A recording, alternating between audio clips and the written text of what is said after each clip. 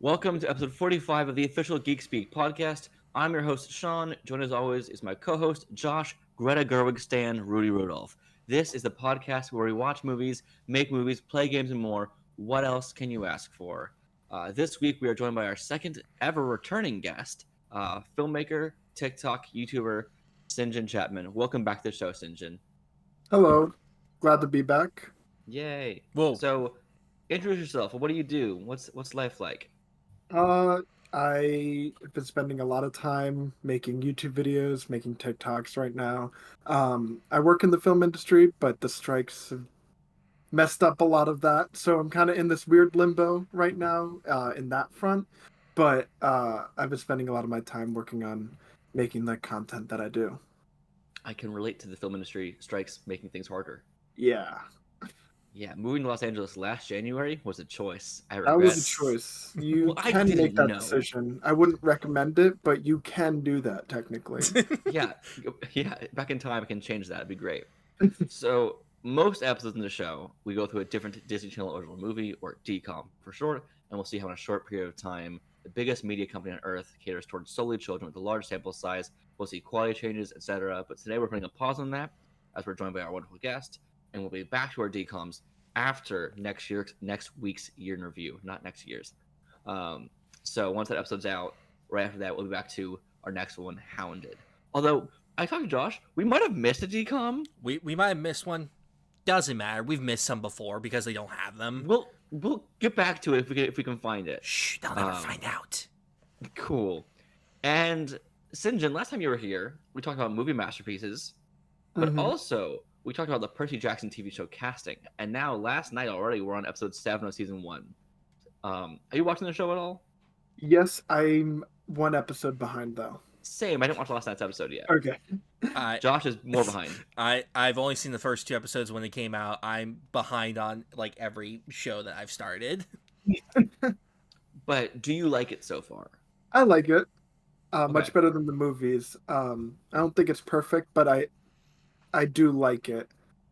I have a lot of problems with it, but I think it's good. I think the Yeah. episodes are too short, and everything feels incredibly rushed in each episode. Yeah, the it's pacing just is really weird. That's my it's- biggest gripe. really weird, especially like episode 1 to me. I like where it started. I like where it ended. A lot of the middle part I wanted to have a lot more stuff in there. It was just cut out. Bring some of that back in the book. It was weird. And there's some odd changes so far, I think. Yeah, I'm surprised with how many changes. I don't mind all of them, but Yeah. I'm very surprised with how many there are. And for new listeners, this is not going to spoil anything. Do not worry. And Yeah. if you are new to the show, welcome. We usually have 4 main segments to the show. We go through a DCOM, not today, but we have news of the week. This time it's 10 days. Sorry, we're a little over that. And then we go to our main topic, which today is about our favorite big dino, Godzilla. And then we move on to our super weird stories, which I brought a funny, weird one again. So get ready for that. But let's move into some of the news, because a lot has happened. Let's start with the wonderful Nicole Kidman. We're all aware of her. We're aware that she is now our preacher for AMC. We come to that. That's my temple at this point. I go to AMC theaters to worship every week. It's wonderful. Are you all? Do you all both have AMC list? I manage there, so I get in for free. Right. I used to work at AMC, and then our building closed down, so I don't anymore because there's not an AMC near me. That's sad. I go to Regal though. Oh, I'm I sorry. used I to have work at Regal. Regal Unlimited. I used to work at Regal. I don't recommend it, but I don't recommend working in movie theater in general because people can be awful. Yeah, I hated it there. Nicole Kidman's suit from her AMC ad is being auctioned off for $5,000 to $10,000. Should be more. Yeah, I was waiting for you to say like 500,000. No, just I $5 thought you grand. misspoke there. Fine. A suit that iconic that millions of people see every single week. Like Yeah. it's gotta be worth more. Apparently not. It's auction, so it could go up higher. People can just keep bidding. I would hope someone gets in the millions. Just keep going up. For new audiences, if you're on with the show, we go yay or nay through each piece of news. So both of you all, yay or nay on Nicole Kidman's suit being auctioned off, first off at all. Can we have it? I think it Just should be in a museum. put it in the But- That'd be more Smithsonian. fun. Yeah, The Smithsonian. Put But- it in the Met. yeah. If Yeah. we can't put it in the Louvre, then auctioning it off. And is the price point a good thing to you? Yay or nay? For It 5 should to be 10 much grand. higher. You gotta start the bidding higher. Much Start higher. it at what? I don't know enough about 50,000. fashion to be able to give a good price point, so I'd say at least 200,000. Yeah. Okay, cool. So I give this news an A. It's sad, but we did come to that place for magic, and now we have other magic with a show called Wizards is coming out for Disney Channel. I don't know if either of you all have ever watched Disney Channel much as a kid, but I did. There's a show called Wizards of Waverly Place that happened for years, and now it's getting a reboot focusing on David Henry's character, Justin Russo, because the original show was pitched to be his show, and then they got Selena Gomez, and everything changed. Like the entire show was pretty much taken out from under him, which is gotta suck as an actor being signed into it. Here's your own show, but I mean, Wizards of Waverly Place was a fun show, and now they are rebooting it with focusing on him, who has given up his magic and his teaching position, whatever, presumably for a partner like his dad did, and then a kid comes to his doorstep. It's like, I need help with magic, and so he's back doing magic stuff, like his dad teaching that. I'm like, okay, why? I don't know. Selena Gomez will be in the pilot, and I think making the theme song. What's the funniest part of this to me at all is that there's also a Wizards of Waverly Place podcast watching the show with the dad from the show and Harper from the show, and they both found out this news through just online discourse, which has got to be suck. Like, you're making a whole podcast about the show and then nothing. Yeah, that sucks. Yeah. Yay or nay on a Wizards reboot? I don't know. This isn't the kind of, because they've already had they've had the movie, they've had the finale of the show, then they had like a reunion thing like a year or so afterwards. I don't think this is entirely necessary, but who knows? Maybe there could be something there. So I'll give a tentative yay. Okay, Sinjun, I never watched the original show. you're our age. So what? You're our age. How did you not watch this? I watched Nickelodeon and Cartoon Network much more than Disney Channel, but I'm not the one to be against remakes, so I'm indifferent leaning yay. Okay, that works. I think I'm gonna give it a yay solely because it's funny that they didn't tell the full cast first. That's pretty funny. Other Wizards happening. We're getting the Wizard of Oz remake, as that's been news for a while now. Which, well, whatever. But it's by Kenya Barris. Kenya Barris says his Wizard of Oz remake will follow a girl who lives in the Bottoms, a huge apartment complex located in Inglewood, California, like Los Angeles area. He's also now remaking It's a Wonderful Life as well. Sure. The Wizard of Oz, I don't have that much against that, but it seems wrong to remake It's a Wonderful Life. So not specifically making I guess Homage. Yeah, like an homage to, but specifically saying you're remaking this version. I don't know how I feel about that. Yeah, I think that The Wizard of Oz feels so much like its time period that you can make a lot of changes to update it. And I think it can be distinct enough from the original to where it warrants a remake, even though I don't think it needs a remake, but I think you can change it enough to update it to modern times to where it works. It's a Wonderful Life is just going to be the same exact movie. Like, we're still in the same capitalist hellscape that we lived in then. So I don't really feel like there's anything to really add to It's a Wonderful Life, you know? The real estate plot will now be way more expensive. That's it. That's the plot. Yeah, I don't really have an opinion on this much. For Wizard of Oz, when you took the movie or play or whatever, Annie, from the Great Depression to the 2010s, sure, you can do a lot of changes updating that much. But you're right, It's a Wonderful Life, that's kind of the same story. Yeah. I wonder if it's going to be Wizard of Oz, if it's going to be a musical or if it'll be just kind of just a straightforward fantasy story or not. I'm going to give this a nay, because I think the second half of this is saying he's also remaking It's a Wonderful Life. It's kind of dumb, but it's fine. So Robert Downey Jr. recently has said that some of his greatest acting work was playing Iron Man, but believes it went unnoticed because of the genre. I was from Variety. I fully agree with that, and Yeah. I feel like that's also what I love. What he said this. Well, also like the day before, laughing at John Mulaney's joke about the MCU like, Oscar nomination stuff. I'm like, yeah, because you can understand that you can poke fun at what you're working in, while also understanding that I did a good job working in it. Mm-hmm. And I think he Yeah, did it great. it reminds me of Angela Bassett in Wakanda Forever, and Mhm. then I think John Mulaney made the joke like that's like getting a Pulitzer Prize for a Right. Reddit comment, where it's like she gave such a great performance, and it goes a little unnoticed because I mean I guess it's not unnoticed it got nominated for an Oscar, but you know what I mean. I Yeah. think the genre can put them in a box like that, Mhm. Right. and kind of limit the potential that is still there. Agreed. Yeah, that's the thing that annoys me with how just everyone perceives comic book stuff. It's not to say that they shouldn't be criticized at all. They definitely should, and they definitely have their criticisms. But to just like avoid like talking about like the acting and stuff like that, unless it's something like The Dark Knight or The Joker, like it seems insane. Like The Batman from 2022 was an amazing movie, and like Paul Dano, I think, could have been nominated for supporting actor in that. He was fantastic in it. Or every other technical award it should have gotten, and it didn't because it's a Batman movie, and that's no to people just because of that, and it very much annoys me. That being said, I don't know what performance of Roberts I would have nominated in terms of like maybe just Iron Man 1, I guess. But like of it all, I don't want to say it peaked then, but I'm saying overall like his.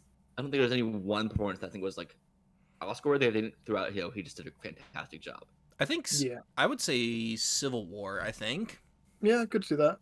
It would be funny, but I was about to laugh at the idea of Captain America: Civil War, Oscar-nominated Best Actor, Supporting Actor, Art Jr. Feels silly. It does, and I get that.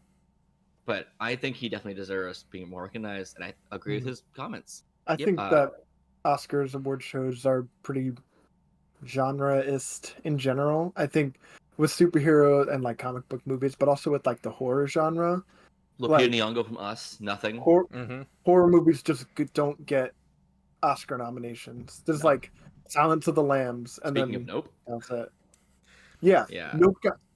No, You're gonna get me worked up again. You're gonna get me worked up again about Nope, and I don't. I agree with that. I'm giving this yay overall news because I agree with his thoughts. You have Sinjun have seen I think one season of Daredevil season 1 or 2 maybe Of original what?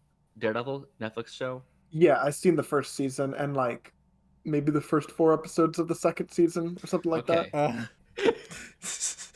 I've seen seasons 1 and 2, and Josh has seen all 3 seasons many times. I love it. It's my favorite Marvel show. That being said, are you at all excited for Daredevil Born Again?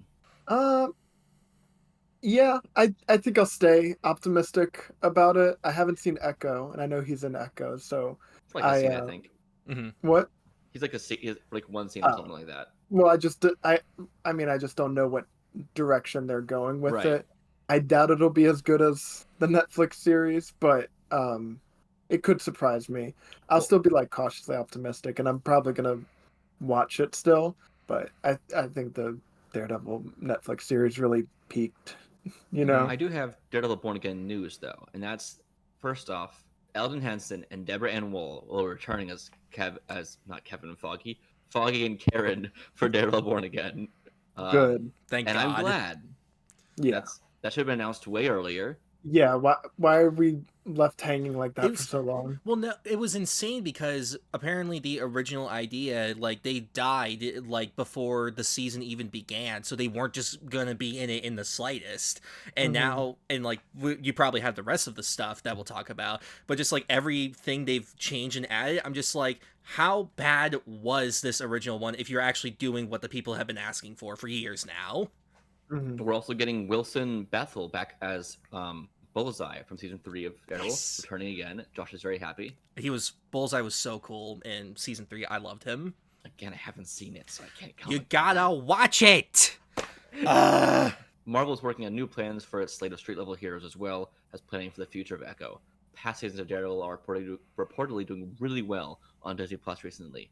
Makes sense. So far, I'm giving yay to all of this stuff, except for this one thing. Daredevil Born Again is days away from restarting filming, and 18 episode series is no longer guaranteed, as the amount of episodes keeps fluctuating. I just as 13 is the bare minimum I ask for. I would love for it to be 18. I swear to God, if it goes down to 8 or God forbid 6, I'm gonna be 6? so pissed. Yeah, if it's at like 6, I will lose any optimism that I have. It really frustrates me, Marvel's design of how they're doing this, how they change everything so often while they're filming. Like, I get working on the fly a little bit, but alternating the number of episodes by that much, like, it's absurd. You should have that nailed down by now. You should have the scripts nailed down. You should have it all planned out. The exact plot, the arcs, everything, number of episodes. That's like bare minimum of making something. How do you not know while shooting how it's gonna end, how it's gonna play out? I could not imagine that. Like, I get the whole like secrecy stuff, like you don't want to, things to leak and everything. But like when we were talking about Secret Invasion a couple months ago, and Samuel L. Jackson said like that they were just people that Marvel like had hired to like make sure that leaks never got out. And I'm just like, this is like an insane level of just secrecy that really doesn't need to exist. And it's just like, trust your cast and crew. yeah, like the cast, like aside from like 1 or 2 slip ups, has never really revealed anything, and it's just annoying for them to go on press tours and can't just talk about what they've done because they can't talk about anything. I also think it affects the performances. Like, if you don't know everything about the story that you're acting in, how do you know what to act? To a degree you can, obviously, with what is on the page, but if you don't know where it ends, how are you going to know how to use your acting to build to that ending? So I think it can sometimes make them come across like lost. Anyone who studied theater knows that, like, as an actor, you should be able to break down your entire script, every page, understand yourself inside and out, every other character, your relation to yourself, and you can do in-depth analysis. You can't do that as a Marvel actor. You can't really study the script. You can't study your relationships at all, and it doesn't make sense. Like, Tom Holland being told, I thought this was a wedding when it was a funeral scene in Endgame. That's shitty. Yeah, that's awful. Or like Infinity War having like multiple different scripts, and like the script was like locked away in a room that like you can only read like once, and then like you get the pages on the day. I'm just like, I feel like as an actor that would be insanely frustrating to like just want to do things as I should be able to do as an actor. How as a director can you direct an actor without telling them what the scene is? That's what's so wild to me. Like, what do you even say to them? Like, you're Tom Holland. You're the director talking to Tom Holland. You're like, yeah, this is a wedding scene. Act sad. It's a wedding scene, but act like someone's dying here. When like, he said, is that so the where's direction Robert? You should know that. But yes, I would. If I was a Marvel actor, I would feel a little disrespected. Like, you don't respect me enough to keep my mouth closed with an NDA. Like, come on, I'm a grown adult. And then also, like, you're not giving me the best I can to give you the best performance. So, like, what do you want from me? Do you want a robot to act this? Because that's what it feels like if you're only giving me a few lines of dialogue and not knowing everything. But yes, I fully agree with what you're saying. I'm giving overall Daredevil Born Again news a tentative yay. I'm happy that they're changing direction. I'm happy that we're getting both Karen and Foggy back. Bullseye's coming back. People who like the Netflix stuff being canonized, that's great. So yeah, I'll give it a yay, but more so like a frustrated yay, because like it seems like they're going with like what season 4 was originally going to be, and at that point, why not just get the people that made Daredevil's Netflix Daredevil? Yeah, exactly. I completely agree. On to other news about the Marvel stuff, though. Tatiana Maslany isn't sure if She-Hulk season 2 will even happen. She said, I don't think so. I think we blew our budget. And Disney was like, no thanks. First off, people are like, that's good riddance, whatever. She's having the cadence of a joke still there. It's like, they said no thanks, whatever. Yeah. It's not that serious. Also, it's a fun show. Have you seen it, Sinjun? I've seen the first half, I think. Okay. I never finished it. Fun. The finale is great. Fun. Yeah. Mm-hmm. I think you should finish the show just to watch how it ends, because that's very fun the way it ends. It's Josh and I talked about it earlier in the show. it's frustrating to hear this, that like the one show they've made that's an actual show might not get to continue is incredibly frustrating. Most of the time, it's just like a movie that's longer. Now it's Mhm. not, and now it's gone. So wonderful. Yeah, it Also, actually it's felt not a episodic guaranteed to gone. me. It's not guaranteed to be not happening. She said, Mm. I don't think so. We haven't really talked much about it. So you never know. What annoys me the most about the news is that it seems like the reason is money, because like each episode was like an absurd amount of money, and it's just because Marvel and Disney just throw enough money at something rather than actually like, If they figuring it planned a out from the season start. more, Like if they won't plan out the entire season, but they'll throw $200 million at a single episode and hope it's good. And I think they blame the show for costing that much instead of them throwing that much money at it. You couldn't make a She-Hulk show for cheaper than that. Like, I know the CGI for She-Hulk was probably expensive, but also you're overworking, underpaying your visual effects artist anyways. You can come on. And then same with like Secret Invasion also had a insanely high budget, and it's like, how? Mm-hmm. I get that it's long, but there's no feasible way that it should cost that much. And it really feels like they throw money at it, and then they're like, oh, well, we need to change something. So then they just throw more money at it. So they're like, oh, we need to change something. So then they've paid for 5 episodes for one episode. And then they're like, this show's too expensive. Let's cancel it. When it's like, no, this is your fault. Sinjun, it's required. They have to keep throwing money at it. They have no other options. There's nothing Like else that can be done. if they just pre-planned it before, they could have a No, that's reasonable not cost. possible. That's not a thing people do. You can't plan for TV and movies. You just guess. It's Oh. it's such a strange practice that they're trying to make these shows like how they make their movies, and it doesn't work. And even like now with their movies, like it really isn't. It's starting to like crumble more, with just like how it's being run. Like just take a break, take actual time to plan out these shows as shows, and plan out these movies from beginning to end, so that way you can make them for cheaper and you can make a better product. Nay. Nay. Sad. Yeah, nay. Scream news we're gonna be tentative with how we're gonna approach this news. There's more Scream news. What else happened? Just Nev Campbell quote saying that she's open to returning to the Scream franchise under the right circumstances, which is vague enough for once mentioning Scream to not be political. At this point, cool. If the thing whatever involves them publicly apologizing and bringing them back and actually paying them what they're due, cool. Yep. If not, screw you. Yep. Yeah. Moving on. I just wanted to address that because I agree with Nev. Under the right circumstances, I'd love to see her back if things all sort themselves out. And speaking of Martin Scorsese being shown things by other people, which is apparently a new genre, like his TikTok, his Letterboxd, whatever. DiCaprio says he introduced Martin Scorsese to Studio Ghibli with Spirited Away and Princess Mononoke. I want to like to see them just sing in a room, eating some popcorn together, just watching Spirited Away together, it's like buddies. Like, yeah, I love this. Yeah, I'm just wondering how it took Leonardo DiCaprio for him to find the watch any Miyazaki underground studio Ghibli. Yeah. But yeah, I hope he likes them as much as I do. Yay. Yay. So we got the rest of the Emmys. Any thoughts, really? I haven't seen Succession or The White Lotus, so a lot of the wins, a lot of the wins and nominations that night didn't mean that much to me. I'm happy The Bear won. It's insane that it was for season 1, which aired in 2022. I do not know why that's how it was this year, because Last of Us. Elton John's now an EGOT winner. Is that not cool to you? I didn't know that. That's awesome. Good cool. Thank you. All I heard was EGOT, and I got very confused.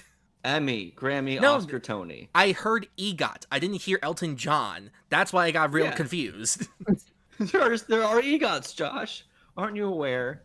Elton John getting EGOT, though, I'm happy with that. Everything else, I'm like, yeah, sure. Emmys are not my favorite award show. I don't watch enough TV. I don't think I've seen any of the shows that won Emmys. I haven't seen The Bear, Succession.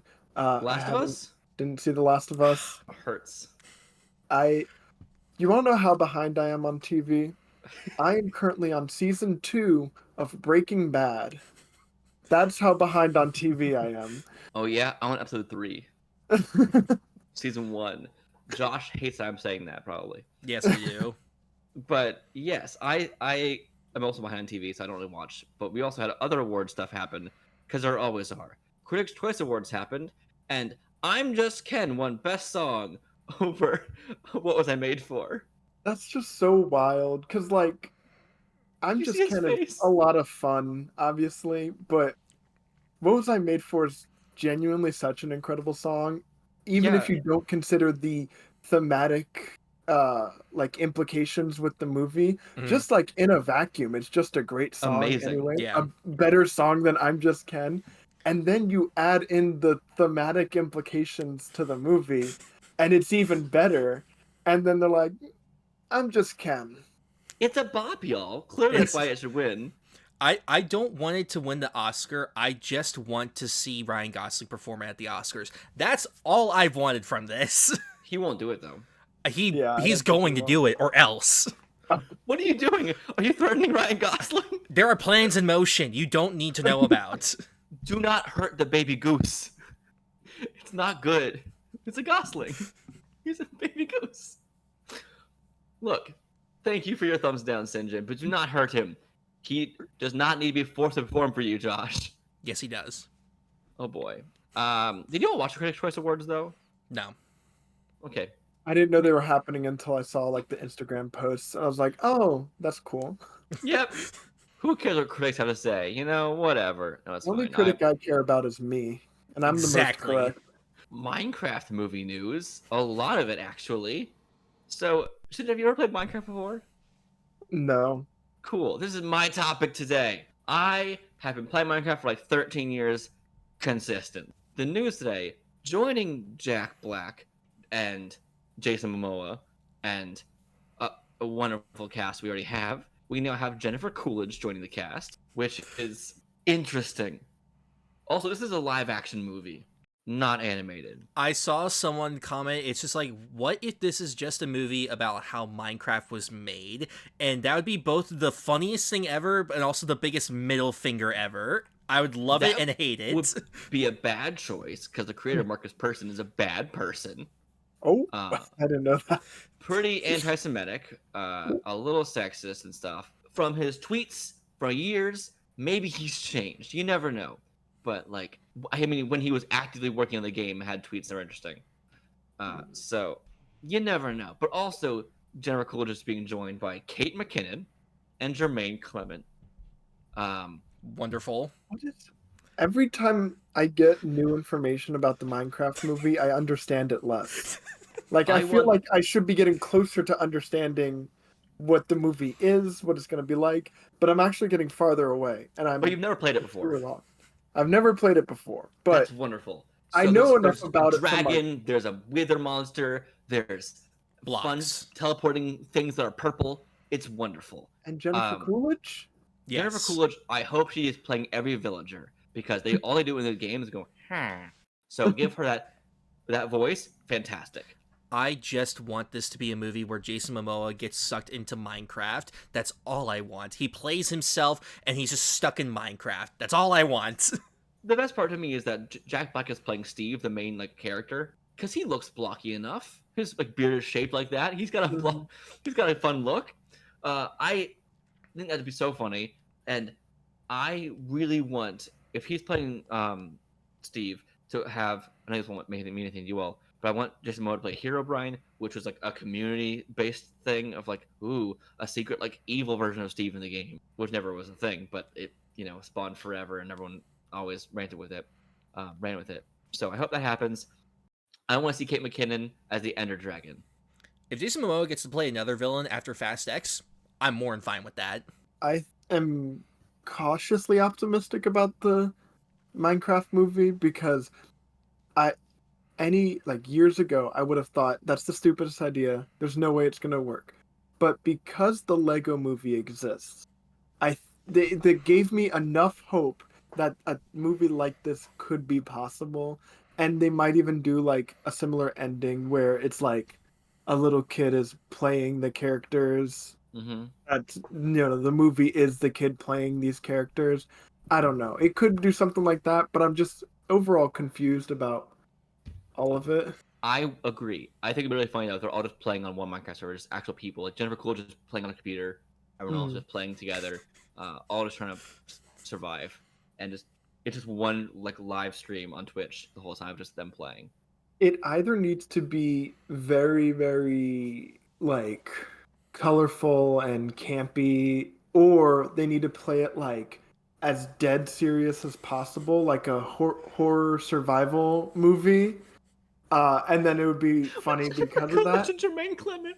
If there's anything in between that, it'll be bad. It either needs to be over the top, or it needs to be extremely serious, and then it's funny because it's taking itself so seriously. Yep. Cast Jermaine Clement as every zombie. Dolph Lundgren says the final cut of Aquaman 2 is different to James Wan's vision for the film. Quoting, I was just disappointed for the moviegoers because I thought the original script was great and the original cut. Hashtag release the WanCut. I love James Wan as a director. He can make some really good and really fun stuff. I don't know what the original vision of this could have been that's that different from what we got, aside from probably the ending. I don't know. I don't need to see any other version. Your favorite? Look, as the final shot of the DCEU, that's hilarious. But I no. I see how there is a different cut. It definitely felt like the pacing was weird. It did feel like there were things removed. Yeah, you could tell things were cut from it, but I don't know if it's enough to salvage the movie. I think it was just so bad that for the record, Sinjun hates it. It is one of the worst movies I've ever seen. I despised it. I was so mad in the theater because it was just awful. And I know that they cut like Amber Heard scenes because of that whole controversy, and then she just like shows up and it doesn't make any sense. And then like I wish there was more Nicole Kidman in it, and then I feel like they cut so much for a bunch of stupid jokes. Like, I'm not going to go too long, but there are 3 piss jokes in Aquaman 2. At 3 separate times, Jason Momoa gets piss in his mouth. 3 times, Jason Momoa gets piss in his mouth. Cinema. I don't know what you're talking about. They had to cut all the other things that actually explained what the hell was going on in the movie. Both Michael Keaton Batman and Ben Affleck Batman were both originally in this at one point. They should have kept both of those in. Well, it was one been replaced by the other, same scene. No, keep them both in. Confuse people even more. So, when we did the episode of Aquaman 2, Josh and I both gave it, I think, tentative yays. Like, fine.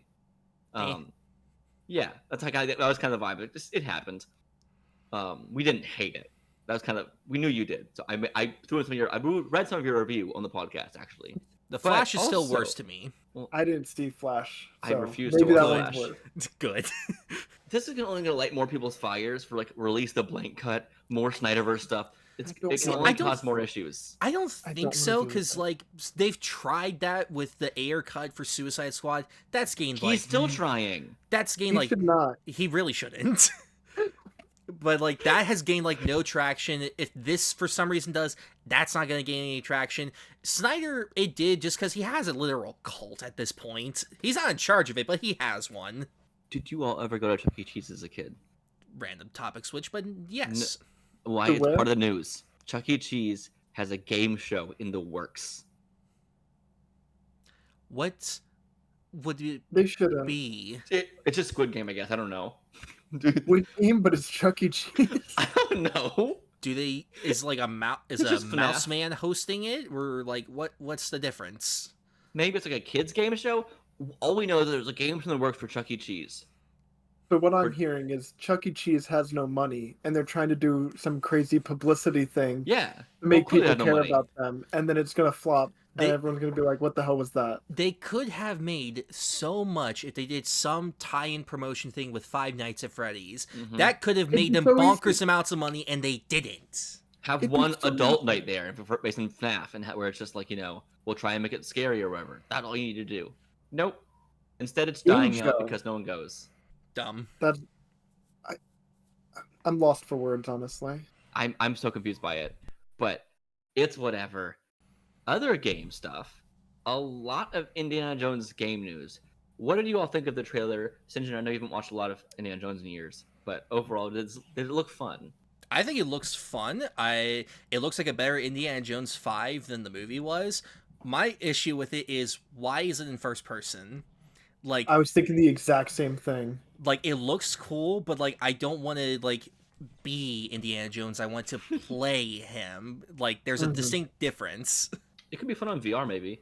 Yeah. Look at for a quest or whatever. Yeah, I think it should definitely be third person. If you're playing a character that's already named, usually you should be third person. If you're playing an RPG where you are that character, it should be first person.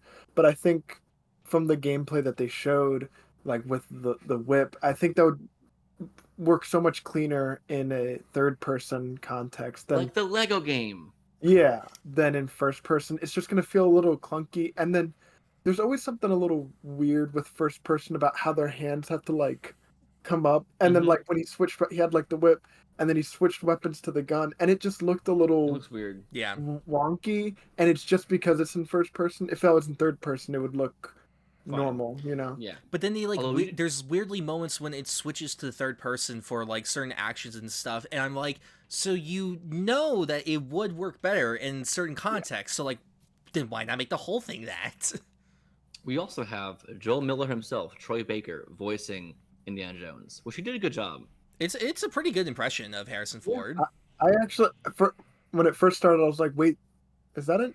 Did that Harrison Ford? But then once I listened to it, I'm like, okay, that's just a really good impersonation of it. It will release on Xbox, PC, and Game Pass later this year.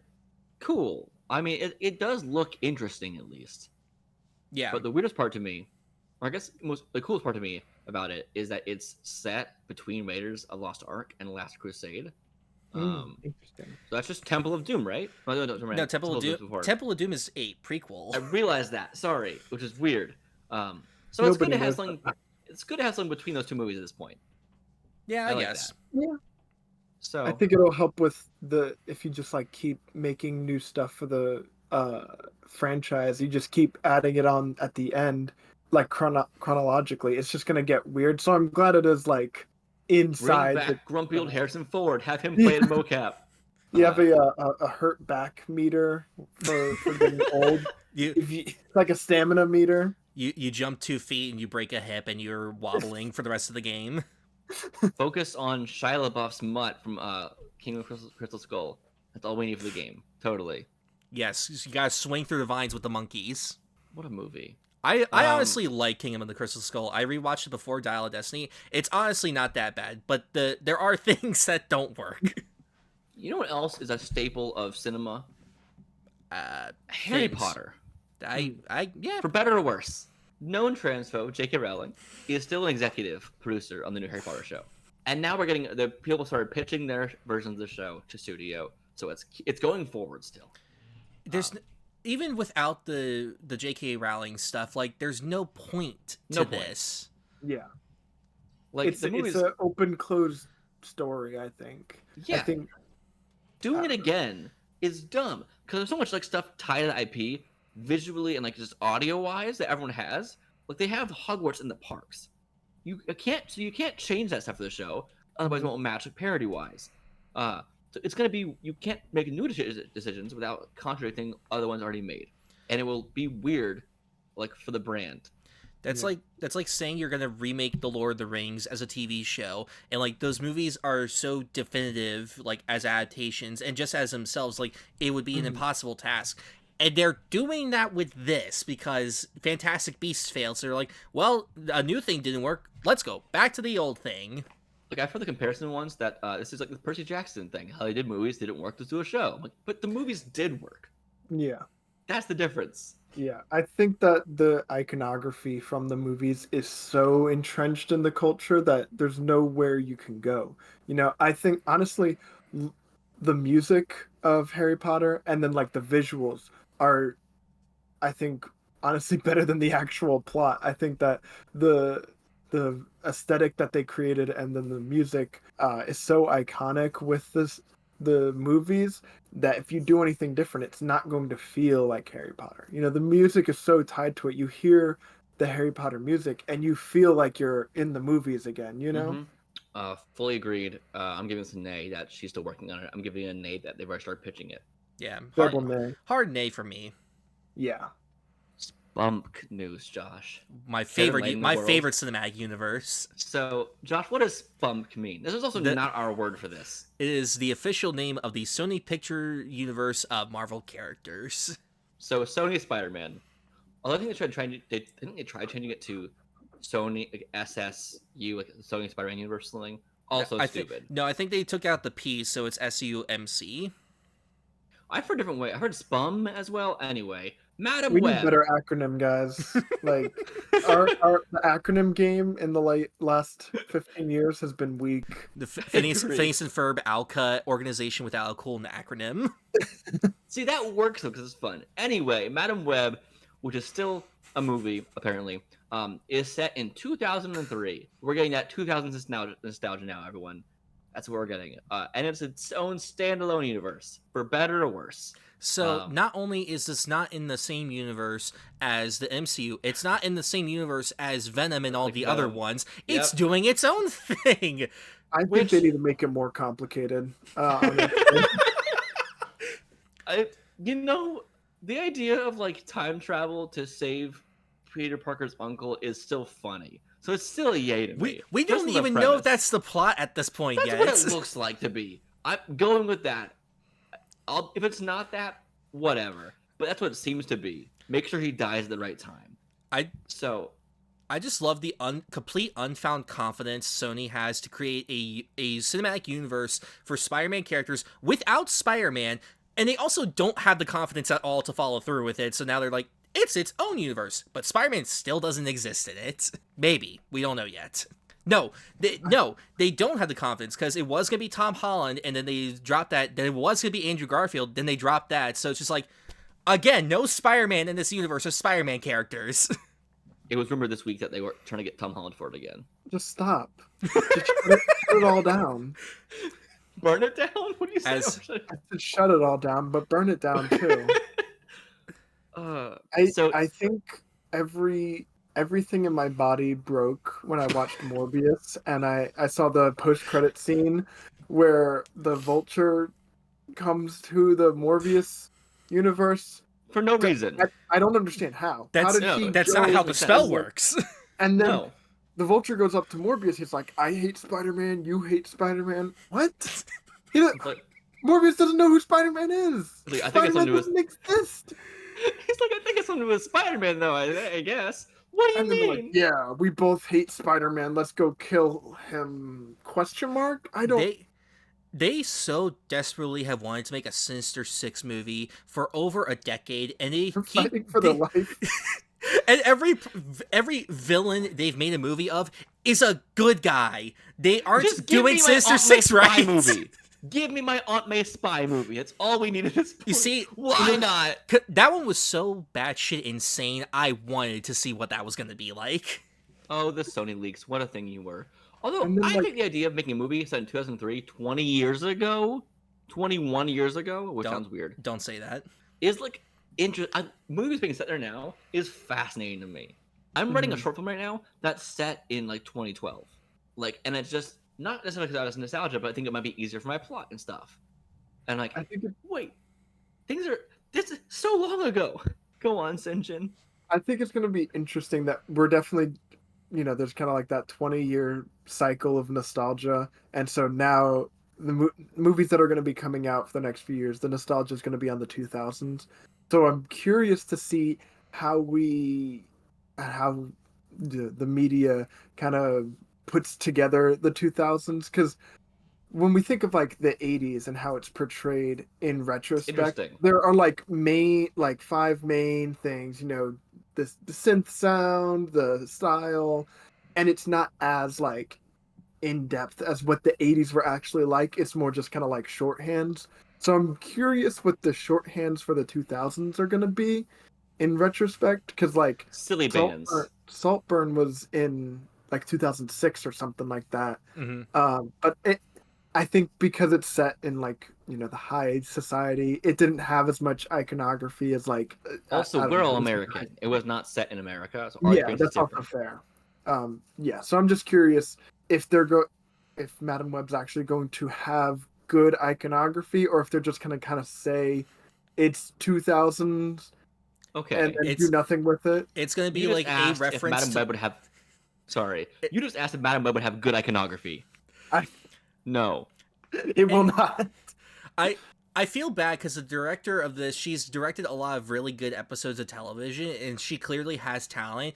I don't know what the hell this movie is though. I keep seeing the trailer now more than I've been seeing the Argyle trailer in theaters, and it's starting to scare me. That is a really bad trailer. Like I think Which honestly, one? the Madam Web Okay. trailer, I the Argyle trailer too. But I like that trailer. That's why I'm saying which one. Go on. Uh, okay, I think the Argyle trailer is good. I don't think the movie is going to be good, but the trailer's funny enough.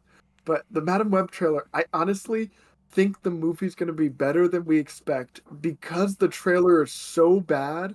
I think it's just the editing of the trailer is so Kind atrocious of agree. that the movie might actually be better than we expect because of that. Hold on. I have to bring up my favorite line from the trailer because The- it's necessary. He was in the Amazon with my mom when she was researching spiders just before she died.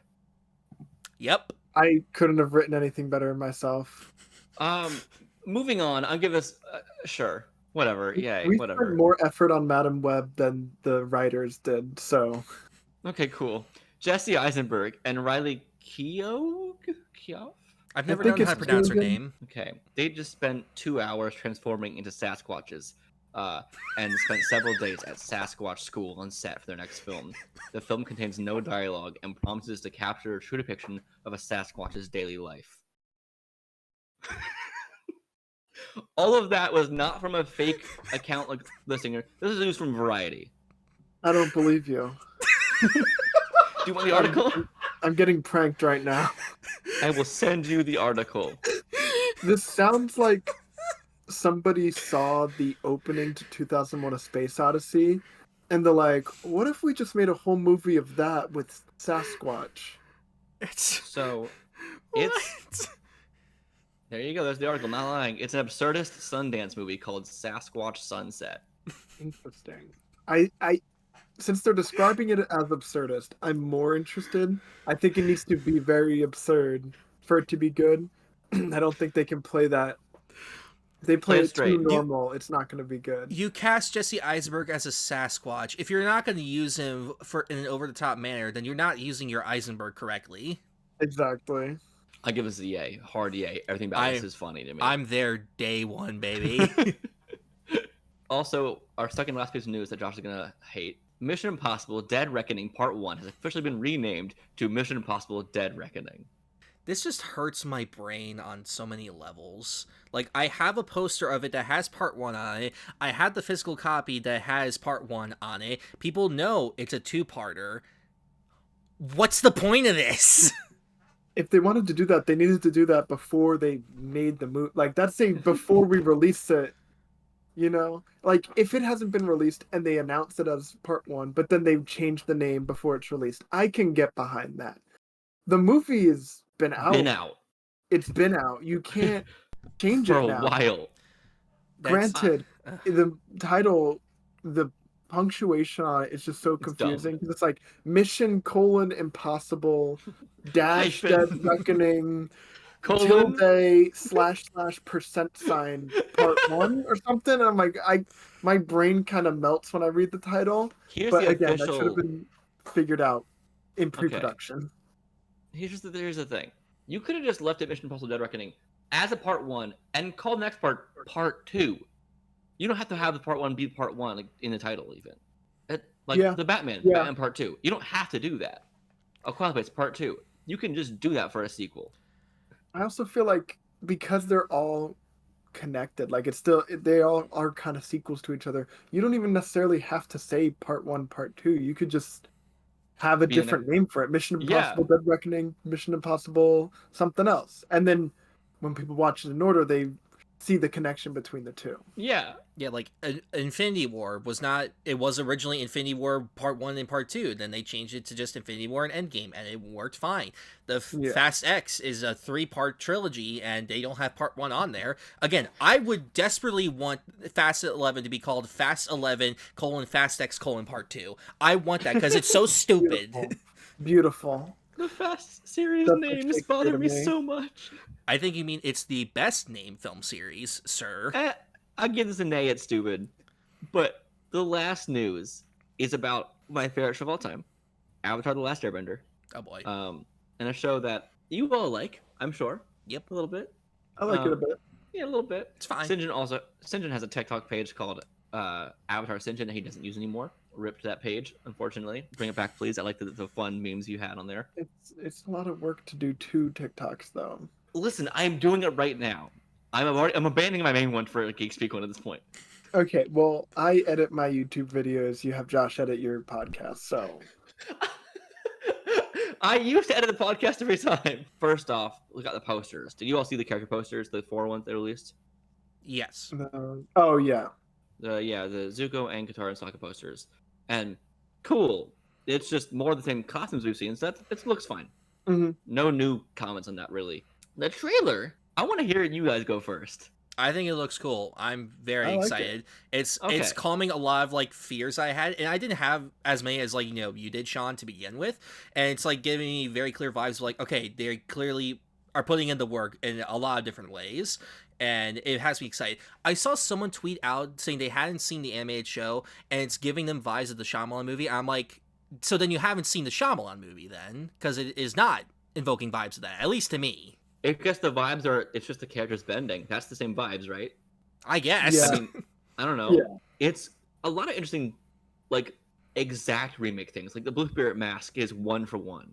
Like, it's no change on that. Boomy has his white armpit hair still. Like, there's interesting things, like, you literally including that kind of detail. Mm-hmm. That's a choice. Also, I don't know how you do Boomy in live action with him looking like a person. Yeah. He doesn't look like he looks like a cosplay to me, but you can't make a really old, really ripped dude look right to me usually. Mm-hmm. A man who's like 108, 112, something around that range, years old. So that's a challenge. It looks fun. I'm confused by the 8 episodes and how it's breaking down, how they're remixing things at this point. It's 8 episodes. Yeah. It's probably 3 episodes, like 3. It's This is news to me. I did not know it was 8 episodes, and now I'm sad. Each one is an hour long. So it's the same runtime as season 1. Yeah. But remixed around. No, I was just gonna say, I think it's probably like, they'll mash like 3 episodes together in a certain way for it to fit together. I think there's ways that you could do it. Yeah. But yeah, I would again cut the Great Divide. They probably have. But I want TV shows to be shows again. I want there to be insanely long seasons. Like, it's ridiculous how far back we've gone in, like, every show now is 8 episodes. Like, 5 years ago, it was at least 13. Mm-hmm. One thing I like about this that I think is interesting is we're going to see the airbenders die. Cool. We see Sozin in this trailer shooting fire. We see Sozin's comet in both trailers now, and the air nomads fighting, which... that's a choice. That makes it more adult, for sure. Seeing a genocide. And in live action, I think, seeing an actual person pretending to be dead rather than a drawn person. Right. Is probably going to be a little bit more impactful. Or not necessarily impactful, but stark, I guess. Seeing the Gyatso skeleton moment might be more painful. Seeing Jet... I think everyone looks good. Mm-hmm. Seeing, like, Hey Bye the Spirit looks cool. And... having a moment from the actual intro that's never actually in the show of Aang on his air scooter bumping into the thing and falling over, a choice. Yeah, and I think that statue was Heibai's the bear statue. Couldn't tell. I could do a whole breakdown of this. I'm not going to, but I think it looks good. But I'm still nervous, and I will always be nervous. about this until it's out. Well, it's out in like A month. less than a month. Yeah, like 28 days or something, which is crazy. I do not understand why it's happening still. I mean, Never have. I mean, money first off. It's already a TV show. You're not making it into a new format. Even. I'm not someone that's always against like a live action remake of something. I'm against the Disney live action remakes because they don't put in effort. That's why I hate those ones. But like this one, there's very clearly effort and love being put into it, and so that's why I'm more on board with it. And I think there's always potential for something new to come from it, from a new adaptation of something. So I'm never fully against it. But you gotta put in the effort, and you have to like not make it the exact same thing. Because if you're doing the exact same thing, then there is no point. Adding Azula in book 1 is interesting. I'm curious what they're doing with that, and same with you like see the Fire Lord. Yeah, Ozai is prominently featured. Yeah, which I like that they don't show him that much in the first season. I don't think it's necessarily bad that they're showing him. I'm just curious what they're gonna do with that. We've talked before about how the thing about Ozai being a reveal of being like just, hey, you look like a normal dude, like not threatening, you're just a guy, doesn't work anymore because everyone's seen the original show. Like we all know what he looks like at this point, so it's not like a reveal. So I get the idea of not hiding it. It's clear so we can just have Daniel Day Kim be on screen, because he also, I told you before, he has both been in the Avatarverse twice with Hiroshi Sato in Korra, as well as he played General Fong in the Avatar State episode, book 2. Yeah. Also in this, they did a reaction of the cast reacting to the trailer, and getting to hear Daniel Day Kim say, "Oh, he's in the Avatar State," was bizarre because I heard General Fong asking for the Avatar State. But it was good. I think it's fun. I think it's cool. Seeing Jet block some fire, protecting Katara, cool. Why is Azula shooting bow and arrow? Fascinating. I'm curious. I'm sure it has something to do with the archers, but I don't know why she's associated with them.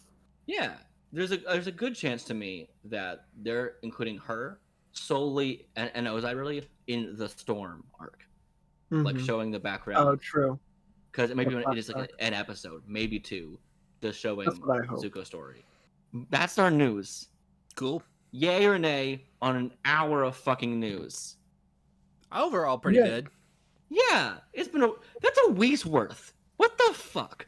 Anyway, welcome to the main segment of Godzilla. Starting with 1954 Godzilla, and then touching on MonsterVerse, American versions of stuff, and then a bit of -1, because that is just an incredible movie.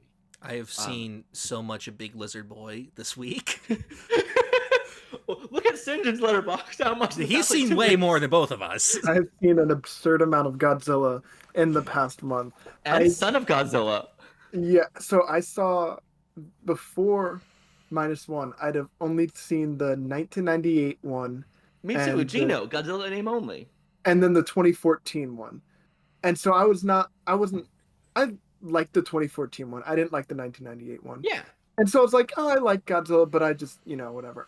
I saw Godzilla -1, and I'm like, oh my god. And so then I watched the entire Showa era Godzilla movies in like the span of 2 weeks. And now I'm on the Heisei era too. And then I went and watched the MonsterVerse movie. In the middle of it? Sorry. Yeah. So I've seen a lot. I'm Lizard somewhat Boy? of an expert now. So overall, Josh, your experience before this was just the MonsterVerse, right? And -1. Yeah, so I haven't seen the 98 one because I've heard bad things about it. But like when the 2014 There's one came, eggs. I've heard. But when the 2014 one came out, like when I saw that first trailer, I was just like, holy shit, this looks amazing. And I saw it, I was just like, holy shit, that was really cool. Then the internet kept telling me it was bad. The Last Jedi was Sinjun. Yeah. And then like Kong Skull Island came out. The internet was very weird with that movie when it came out. I really love it now. And then King of the Monsters, gave me a greater appreciation for 2014 Godzilla after watching it. And then of course Godzilla vs. Kong, big monkey punching big ape. What's not to love? And then -1, just absolutely incredible on every level. So we can't talk about all of Godzilla because there's too much, and it's only Sinjun talking then. No, I'm kidding. But no, there's a lot of Godzilla that exists. So I finished the 1954 one this morning, but it was good.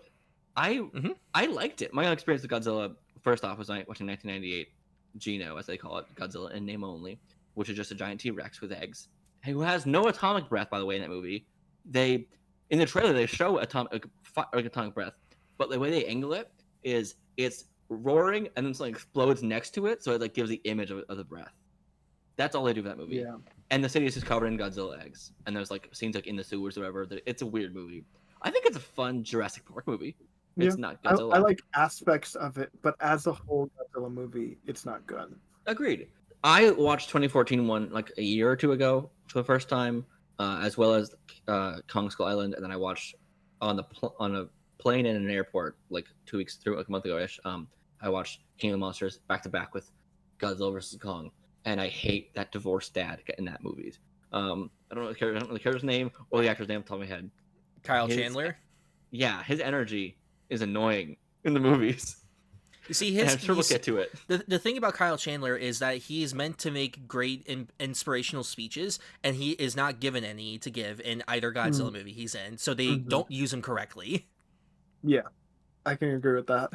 1954 Godzilla. What are all of your thoughts on this movie?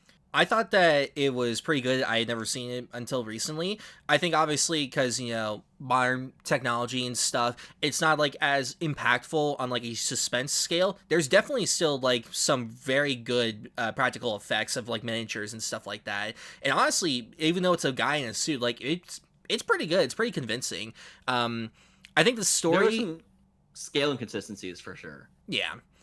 I think the story at first, it takes like a bit to get going and for me to like find like the right hook, but then like once like the second half happens and like we're going towards the end, then like it really like finds its way to like get itself into me. I'm like, okay, I can dig this. I'm down for this. I love the original Godzilla. I think it holds up surprisingly well, not necessarily with like special effects, but it's done in such a way that you really appreciate what they're doing on a technical level. The way that they create the atomic breath, the way they use miniatures, it's so just incredibly impressive filmmaking for the 50s. And you can clearly see why it's had such an impact. I really like it being in black and white. I think it emphasizes kind of the horror of it. I think Godzilla is much scarier in black and white than he is when he transitions into color a few movies later. I think the dark black and white makes it really a lot scarier, and it's really incredible. I love the original Godzilla. I think it's good. I'm saying that first. I don't like he's got some hot takes. I don't like as much as you guys do. I think the datiness for me really does affect me more than you guys did, I think, in this movie. I will also say, up in the room for all this, especially since it is an audio medium for a lot of people, we are 3 white Americans.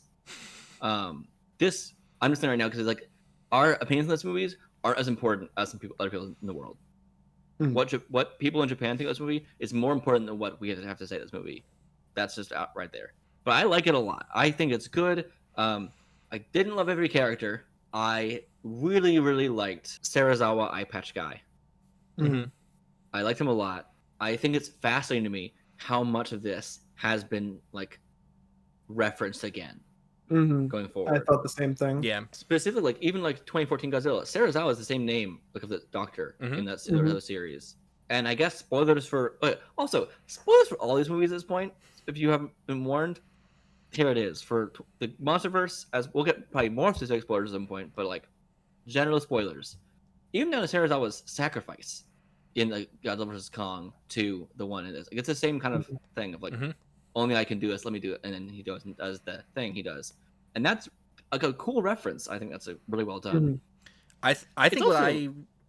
Gone.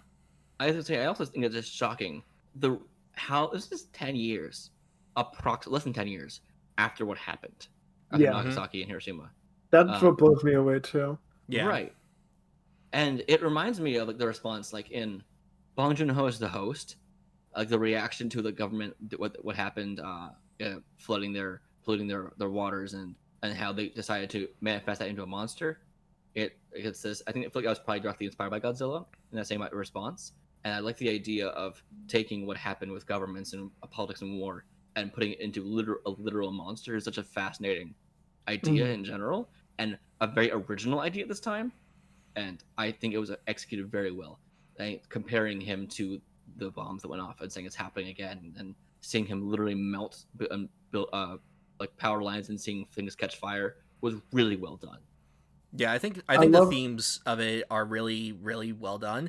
I really like with Sarah Zara, how it's basically like his character is a critique of like, you know, us, the Americans, for creating the atom bomb. It's just like we've opened Pandora's box and we can't close it now. And so it's like, you know, what do we do? If we have to use it, we go down with it, never to be seen again. So I think that was a really interesting idea that they explored with that, and that was my favorite aspect of it. what I love about the metaphor of Godzilla, comparing Godzilla to the atomic bombs, is that the atomic bombs were man-made, and but Godzilla is a natural force. So Godzilla isn't immoral; he's more amoral. He's not necessarily a villain. He's a villain in the sense of, you know, he's destroying the city, but he doesn't have like a malicious intent, or you know what I mean? Like he's not It's like a shark villain eating with a fish. an It's evil just plan. It's similar to Jaws, where it's just like a force of nature. Honestly, Godzilla could have been a hurricane or something like that, and it would have had a similar effect, where it's just an amoral force of nature. Whereas with the atom bombs, it was an immoral decision. Like we made the active decision to build them and to use them. And then that's what disrupts the natural order, and that's what kind of awakens Godzilla. So I think it's such an interesting thing to compare both, not just that Godzilla is the atom bomb, but he's a result of the atom bomb. I will say it's also fascinating talking about this movie is in the same year Oppenheimer is nominated for Best Picture. Just the irony. Yes, I think this is a really, really strong movie. I also thought it would be worse. Like, not in a mean way, just like because it was made in 1954. I thought the quality of it would have. America has parodied the idea of Japanese monster stopping the city so many times. Like, I know it's American propaganda. I know that. Like, it's literally been around my entire childhood. So it's fascinating seeing here's what they actually did, and it's a beautiful, heartbreaking story. I think that's the thing that gets lost, especially in like future MonsterVerse movies, is like the humanity behind the story. Like, yes, there are humans and they are, you know, acting as characters, but you don't feel like what they are supposed to be feeling in this literal world destruction event thing happening. It just feels like it's a regular Tuesday for them, which is not how a Godzilla movie is supposed to feel like. That's why 2014's works as well as it does, is they recognize like that this is a horrific thing that's happening and it's horrifying to be in any part of it in the slightest. But then you get to, by the time Godzilla vs. Kong happens and they're fighting in Hong Kong. Monkey. I know monkey. I'm not denying the monkey. I'm saying though that the impact of it is not what it could be. Agreed. Did you all have a favorite character in this movie in the 54 version? I think Sarah Zara was probably my favorite. Yeah. Did you like Emiko at all? The main girl in this? Or her father or her fiance or anyone like that, right? Like, there was the vibes there for you, that dynamic. I think the father was interesting, of how he was like very much against killing Godzilla for like the science of it all. Like he recognized like the horrors that would come from it, but he recognized like the necessity, I guess, in a sense, of like seeing something like this happen, to study it and whatnot. So I thought that made him really interesting. And then by the end, he realizes like, I've majorly screwed up here. Yes. Yeah, I think there's a lot of thematic parallels you can make between Godzilla and Jurassic Park, not just because there's giant lizards, but actually because of the life finds a way type of thing, like the natural forces versus human technology advancements, stuff like that. Agreed. I also think it's fascinating when they basically said that, well, we asked, can we kill it? He's like, well, he survived nuclear war. I don't think so. It's kind of the vibe. And yeah, it's a spoiler, I guess, for -1. The same question. It's the same question. Can we kill it? And then like, spoiler, no, it's still around at the very end. And I think that's the idea of it being a force of nature is such a powerful metaphor. And I want to talk a little bit about the filmmaking in this, because the atomic breath was incredible. The miniatures were incredible. The idea of like, I don't think all of it was incredible. I don't think like, but for the time, all of it was just mind blowing what they could accomplish and how they thought we should do it this way was cool. Seeing kind of like the just discoloration of the film, making it more washed out for the atomic breath as it moved across to the screen, and then just basically lighting a match on something was really cool. I like that a lot. I don't think that the angles of the suit were always the best, especially like closest to the feet where it's stomping over. I'm like, this scale felt off. I think the buildings like felt too like the scale didn't feel right for the things around it sometimes. But overall, really fucking impressive. The boat just exploding was a cool way to do that on the water. I expected to see like beams or ray or something. Just I don't know why. I thought would be more visual, like just blowing up with like, how the fuck did that happen? It's a cool idea. Like as a person living there, wild. I also had no idea that Odo Island, like from -1, was from this too. Yeah. It's interesting when I was watching this, just like how many like plot point similarities there were between this and -1. I wouldn't say -1 is a remake or like a reboot of the original, but very clearly it's inspired by it in a lot of different ways. So I just found that fascinating. I agree. There's a lot of similarities between -1 and the original, but they're still so distinct. And I think just a testament to how good -1 is at remaking whatever term you want to use for it, that it kept so much of the original, but it adapted it and it changed it enough to where it's its own thing that has a distinct theme, but also still has the theme of the original. I love that intrinsically all these movies are about just survival. They're about we always want to live. That's all it is. And for the beast and for the people, they just want to exist. And the fact that the whole thing is it's not possible to coexist, which again in a monsterverse kind of goes away a bit sometimes, is fascinating to me. And the realization of that we literally will not exist together, and there's no way to do that. It's just and if you reference that to nuclear war and the atomic bomb, it's like, yeah, there's no way that we keep making these things, we keep working on this, that humanity will survive this. Brilliantly done. I loved it. First, fun fact, Akira Takarada, who played the main, I think, fiance guy, Hideo Ogata, he is also in 2014 Godzilla as an immigrations officer. So they had him. That's just a fun little cameo. Amiko crying because she told her fiance a secret from a friend who loved her. Interesting reaction. Looking at it in modern day lens is like, if someone had a crush on me or loved me or whatever, and then told me a secret, I'm like, I'm telling my girlfriend Nicole immediately. Like that's just like, I'm not keeping secrets from my future wife. That's not going to happen. Yeah, when you tell me don't tell anyone, don't tell anyone except my wife. Right. Sorry, everyone. It's implied. Right. It's just as a fascinating thing, and seeing the reactions of like, because I looked up, he was like in love with her, right? That's what I looked up on like online. That's what they were saying and stuff. Because I got weird vibes between them in the movie, and it wasn't as explicit as I thought might be. Interesting. Also, I like the conversation with how much the fiance fumbled at the table with the dad. Like the one thing he shouldn't have said was that was great.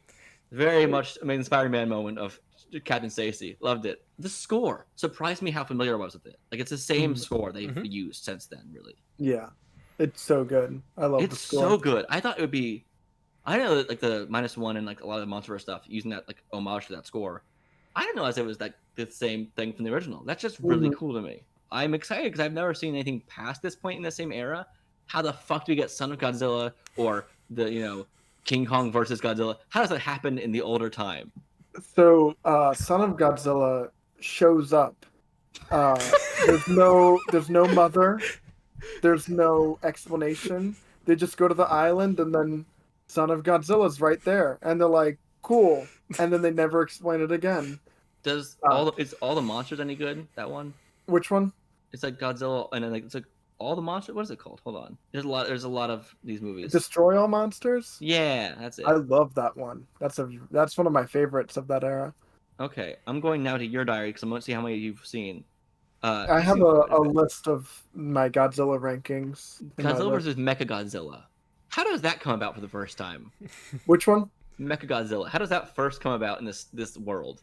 Pretty similar to um The new one? how did yeah, it's just it's related to aliens, of course. There's a lot more aliens outer space in the Showa era. At first, so it's interesting because at the beginning of that movie, there's like Godzilla, and he's like acting weird. He's much more malicious, and he looks just like Godzilla. And they're like, "Why is Godzilla randomly doing this?" And as they like shoot at him, his skin starts to peel off, and it's Mecha Godzilla underneath. So they had Mecha Godzilla like look like have a casing over him of Godzilla's like scaly skin. And so it's like a reveal that it was Mecha Godzilla the whole time, and then real Godzilla comes and fights him. I wish they had done that in Godzilla versus Kong. And then All Monsters Attack, which is an interesting poster. Yeah. Oh yeah. That one that one's one of the weirdest ones because it's like a little kid is dreaming about Godzilla. So all the like monster fights are in his dreams. And like one of the monsters that that Godzilla fights has the same name as his school bully. And then like he talks to I think it's Minila is how they say it. Son of Godzilla's name is Minila. Mini. Okay, got it. Yeah, like Minila. Uh-huh. And he talks. Son of Godzilla talks in it because it's the dream. It is weird. It's endearing at times because it's this little kid and he's dreaming, but weird movie, not my favorite. So for Son of Godzilla, the first line of your review in Letterboxd is "What the hell was that?" It's just the Son of Godzilla, at least in the Showa era, nightmare fuel. Are there spiders and Terrifying ants about that. things? What? There like spiders and like grasshoppers or something in Yeah, this? so on the island, there's now like a giant spider and these giant, I think they're like mantis, ants or like mantis or something like that. And Godzilla's basically teaching his son how to like fight, but then these giant mantis are just fucking up Son of Godzilla, and then Godzilla has to come in and take care of it. Yeah, it's just all on the island, and it's just not as eventful as a lot of the other ones. One thing I think is interesting to me is that is Godzilla in that kind of era of movies defined more morally or amorally or immorally? I think that it's in the first one, it's amoral. It's very in the middle. In this one, in 1954. Yeah. Then in the next few, he becomes immoral. He's more of the villain, like King Kong versus Godzilla. Mm-hmm. King Kong, you root for King Kong because Godzilla's like destroying everything. They send King Kong in to kind of like tame it. And then same with Mothra versus King Kong. Mothra's the good guy, like unequivocally the protagonist of the movie, and is a force of good. Godzilla's kind of the evil one destroying everything, and Mothra puts him in his place. And then once like King Ghidorah gets introduced, Godzilla turns to being more moral to fight against Ghidorah, because Ghidorah's definitely evil. Which one's Ghidorah? Hold on, I need pictures. Three-headed dragon. Thank you. Okay, thank you. I don't know the names of all these things. Yeah, so Ghidorah's the. They called it Monster Zero actually in the new ones. They still called him Ghidorah. Okay. You just weren't paying attention. Ghidorah's introduced and is like one of the big bads.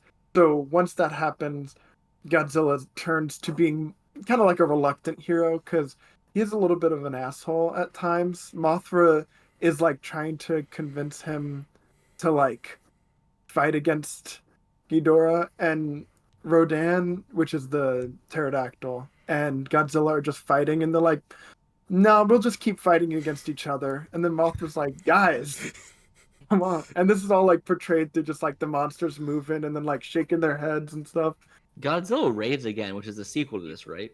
Yeah, that's the first sequel. It comes out 1 year later for the first one. You can tell it comes out a year later. It's not actively bad. It's just your rating is not great though. It's just the most like meh movie ever. Like honestly, if you're watching them, you can pretty much skip it. The only thing that's introduced is Anguirus, who's like a Ankylosaurus. And Anguirus is cool, but the movie as a whole is just so. I just felt like whatever. After did you enjoy Invasion of the Astro Monster? That one is a weird one. I enjoyed it, Is it a good movie? That's I another love King these Ghidorah one. posters. Yeah. They're so That's another fun. King Ghidorah one. It just kind of feels like because there's King Ghidorah, that movie, and then Invasion of the Astro Monsters right after, and they're the same movie. Like, there's like a little bit of a difference in the plot, but it's pretty much the same movie. But there There's a is lot of these. if have you seen the clip of Godzilla like jumping, doing a little victory dance? Uh-huh. That's in Invasion of the Astro Monster because he's on a different planet, so there's like less gravity, and he does a little victory dance. There's And way more than I thought when I started, do you but regret starting now? no, I'm so glad I did. It's been so much fun. So, if you're also for new listeners, if you're not aware, Sinjun has just recently done a challenge on TikTok of watching every movie in the Letterboxd top 250. Hmm. How was that experience? Are you going to continue to keep up with it every time something changes? Yes, but they just added a movie. It's this Greek movie from the 80s. I think like Weeping in the Meadows, something like that. I cannot find it anywhere. I've tried every pirating tactic I can find. I don't believe this movie exists. So I'm currently sitting at 249, And it but hurts I'm you. fighting for my life to find this movie, and I'll That's watch it familiar. eventually. Is it on the Criterion Collection? Have you checked there? No, I checked that. Really? Interesting. Yeah. So, Josh and I, the podcast, we couldn't watch the first decom ever made for this podcast because Disney has buried it. It doesn't exist. They remade it in Damn. 2020 because it's so apparently it just can't be found. Wow. Yeah, so we had to buy on DVD the '93 Mario movie. Best purchase I've what? ever made. We couldn't find it anywhere. You guys are using your finances really well here. I can Exactly. tell. It was $4. It was so cheap. Okay, $4 isn't too bad. That's less than a McDonald's burger. Any thoughts on 54 Godzilla, the original one, before we proceed to 2014? It's my second favorite Godzilla movie. My favorite's Behind minus one. Yeah. I do love this movie. I'm sorry. I have such a love for 2014 Godzilla. Like, minus one is still the best one, but like after watching King of the Monsters, like I kind of want to go back and rewatch 2014 Godzilla That's again. fair. That's very fair. I think I will put this one just above it, just a bit, just because I think the themes of this one are a lot stronger than 2014's is. Yeah, I agree. I think 54 is overall really good. I think some of the character relationships are a bit dated for me. That's probably my biggest hang up, honestly, is seeing how people interact in it don't feel as natural. Also, different culture. Almost, it's been a little bit since this movie came out. Been a few days. So, just saying, the time and the place, it doesn't catch me as much. But the themes really, really did, and the story overall really did. And so that's why minus one is still my number one. We all loved it. Came out last year. It's amazing. It should have gotten a Best Picture nomination. It didn't. Very upsetting. But Oscars are all, it's whatever. Yeah. Overall, fun time. I'm gonna move on to 2014 now for Josh's opinion about Bryan Cranston. Look, I stand by. He should have been the star of this movie. He should have been the lead. From the get-go, he is the most compelling character, not just because, like, Bryan Cranston is an amazing actor, but because they actually make him a full character. You feel for him. You want to see him, like, figure out what happened and everything. It's done really well. And even though he's not in the movie for the whole thing, Gareth Edwards really understood, like, how to make this feel big. Like the constant of keeping it in like the human POV, barely ever showing like Godzilla and like the monsters fights. Like, I know not everyone loves that, but I think it really helps add to like the dread of the entire thing. It makes it work. I think the themes of it aren't as strong. There's definitely a lot of criticism of American military stupidity and how our solution to killing the thing that can't be killed by nukes is to just use a bigger nuke is like very on brand for America. But I think the themes could have been stronger with that. I love Aaron Taylor Johnson. He's a great actor. He really isn't given a whole lot to do. But again, after watching King of the Monsters and like not giving a shit about anyone in that, I give them more respect for it because at least I understood why he was doing what he was doing and at least wanted to see him get to the end successfully. But yeah, the spectacle of it is just incredible. It's still one of the best in terms of that, especially 10 years later, like it just is amazing. Yeah, I agree pretty much with all of that. This is the one that has been the longest since I've seen it. I saw it last like a couple years ago, so I couldn't tell you the name of the characters or like what their personality really was. I think Aaron Taylor Johnson was like in the military? Yeah. Question mark. Okay, and the most memorable was Bryan Cranston, even though he's in like 15 minutes of it or something stupid like that. But what it does so well is the build up to Godzilla. I'm personally, I love the long slow burn build up to it. I know a lot of people wanted more Godzilla, and then like, there's that one shot where the doors are closing and you see Godzilla and it closes really quick. I personally love that because it puts you in the perspective of the humans. You feel that lingering dread, that horror of what it is, rather than just the spectacle. I feel like we'll get there when we get to the other MonsterVerse movies, but it's very much a spectacle. It's like a WWE wrestling match rather than building to this terrifying monster.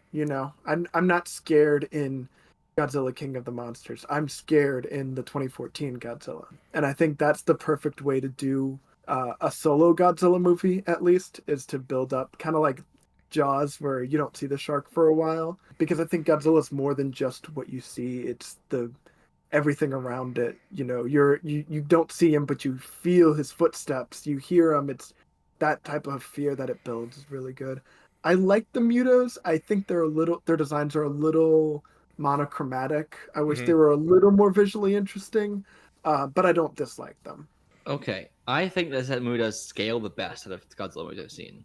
Like, it's consistent. It also is terrifying. It does a great job of like showing people trying to navigate just the world, and like and not being able to move at all because there's this the human point of view you pointed out is amazing. I love the human POV in this so much. I remember this like scene like on the railway or the train car or wherever they're trying to go, and it stops and just seeing the awe it happens. It's amazing. I really love this a lot. I was just enamored by the idea of like putting this into like a modern day real world setting. How the fuck do we deal with this? And we can't. It really emphasizes we are not equipped to deal with this. Like you said, just nuke and nuke. That's a great plan. And I think it's just a fascinating watch to see this big boy. He is so big, and I don't. That's just not talked about enough. Like in other movies, the scale gets wonky again, especially the Kong and stuff. It just gets weird. But this one, I really felt like the ground POV emphasized it. I'm sorry. I just like how big he is. I really like how big he is. It's interesting that you talk about his size because the size has changed a lot. In the 1954 one, he is big, but he's not nearly as big as the modern ones. But if you think about it, in the 1954 ones, he's bigger than the buildings. Right. And then there's the Heisei era, which is the era right after the original. It starts in 1984, and it's called The Return of Godzilla. And it's really weird to see because now in the 80s, he's shorter than all the buildings because they're all skyscrapers now. And he's around the same size as in the original. So he like hits the middle of the buildings and topples them over, which I think is really interesting. And then now with the more modern ones, -1, and then the MonsterVerse ones, he's much bigger. He's like as big as the skyscrapers. So It's kind of like scaling with the progress of the city. I also think it's fascinating. This movie works best when it's criticizing America. Mm-hmm. Movies don't do a great enough job at that. Not really at all. No. Do they do a job at that? Kong Skull Island does. Okay, Kong does. Yeah, Kong does. And a little bit, I guess, of Godzilla vs. Kong and how they treat Kong a little bit. I'm really stretching that. I know. I understand. I think this movie does a good job because also movies going forward make Godzilla. The movies themselves treat the thing, the response that Japan had to us bombing them as he's a hero, y'all. You don't love it? Like the following movies they treat him as he's this force for good, and if you keep the illusion of him being like this representative of the nuclear bomb itself, fascinating choices going forward. Mm-hmm. Also, I like Aaron Taylor. I actually like Aaron Taylor Johnson in this a lot. I think having us connect so much with Bryan Cranston early on and him not make it out is a powerful choice. Whether it's right or wrong, I'm not going to debate because I know I'm going to lose that debate. You will. Thank you. But I actually liked not having him be the main character. I thought it was a good choice to show again how powerful all of this is. And also Aaron Taylor Johnson just want to reunite with his twin sister, Wanda Maximoff. His wife in another universe. Yeah. Always so weird to me. It's so weird. It's strange. Because they came out a year apart. Yeah. Yeah, there's not enough of a gap there. If there's one thing I really loved about this movie, it's I rewatched the trailers for this before I saw each of them, and God, the marketing for this one is just astounding. Like they got just watching that teaser trailer of them doing the Halo jump, amazing, loved it. And like even the poster of just like the like faraway wide shot of the city, seeing Godzilla's scope compared to the skyscrapers, but you don't even fully see him. Fantastic, love it. That's my favorite part of the movie. Absolutely. I think it's fascinating seeing where this goes going forward 3 movies later. Yeah, seeing this go to the Hollow Earth is bizarre. Am I right? I mean, and it Kong seems with a battle axe and like, putting it into the ground and it charging the world or whatever is an interesting thing to go from this. It seems to follow the trend of how the other Godzilla movies do, of like starting very seriously, then getting very silly, because there's only so much you can do with a giant monster and taking it seriously until it gets silly. Yeah, because like the 1954 one is very serious, and then Godzilla Raids Again, the second one, is also pretty serious as well. But then by the 4th, 5th, 6th one, you have aliens tricking the U.S. government, and then they like mind control Godzilla using magnets, and then it's just a silly, you know. Also, a toddler dino who just shows up, right? Yeah, I will say that the Showa era Godzilla movies feel a little bit more genuine with their silliness than some of the MonsterVerse ones.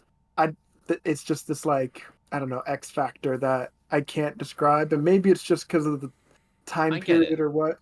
It just feels more genuinely fun and silly, whereas the MonsterVerse feels like corporate calculated fun and silly. So I used to watch Power Rangers a lot growing up, which of course was early Super Sentai from Japan, and they took scenes from it and made Power Rangers.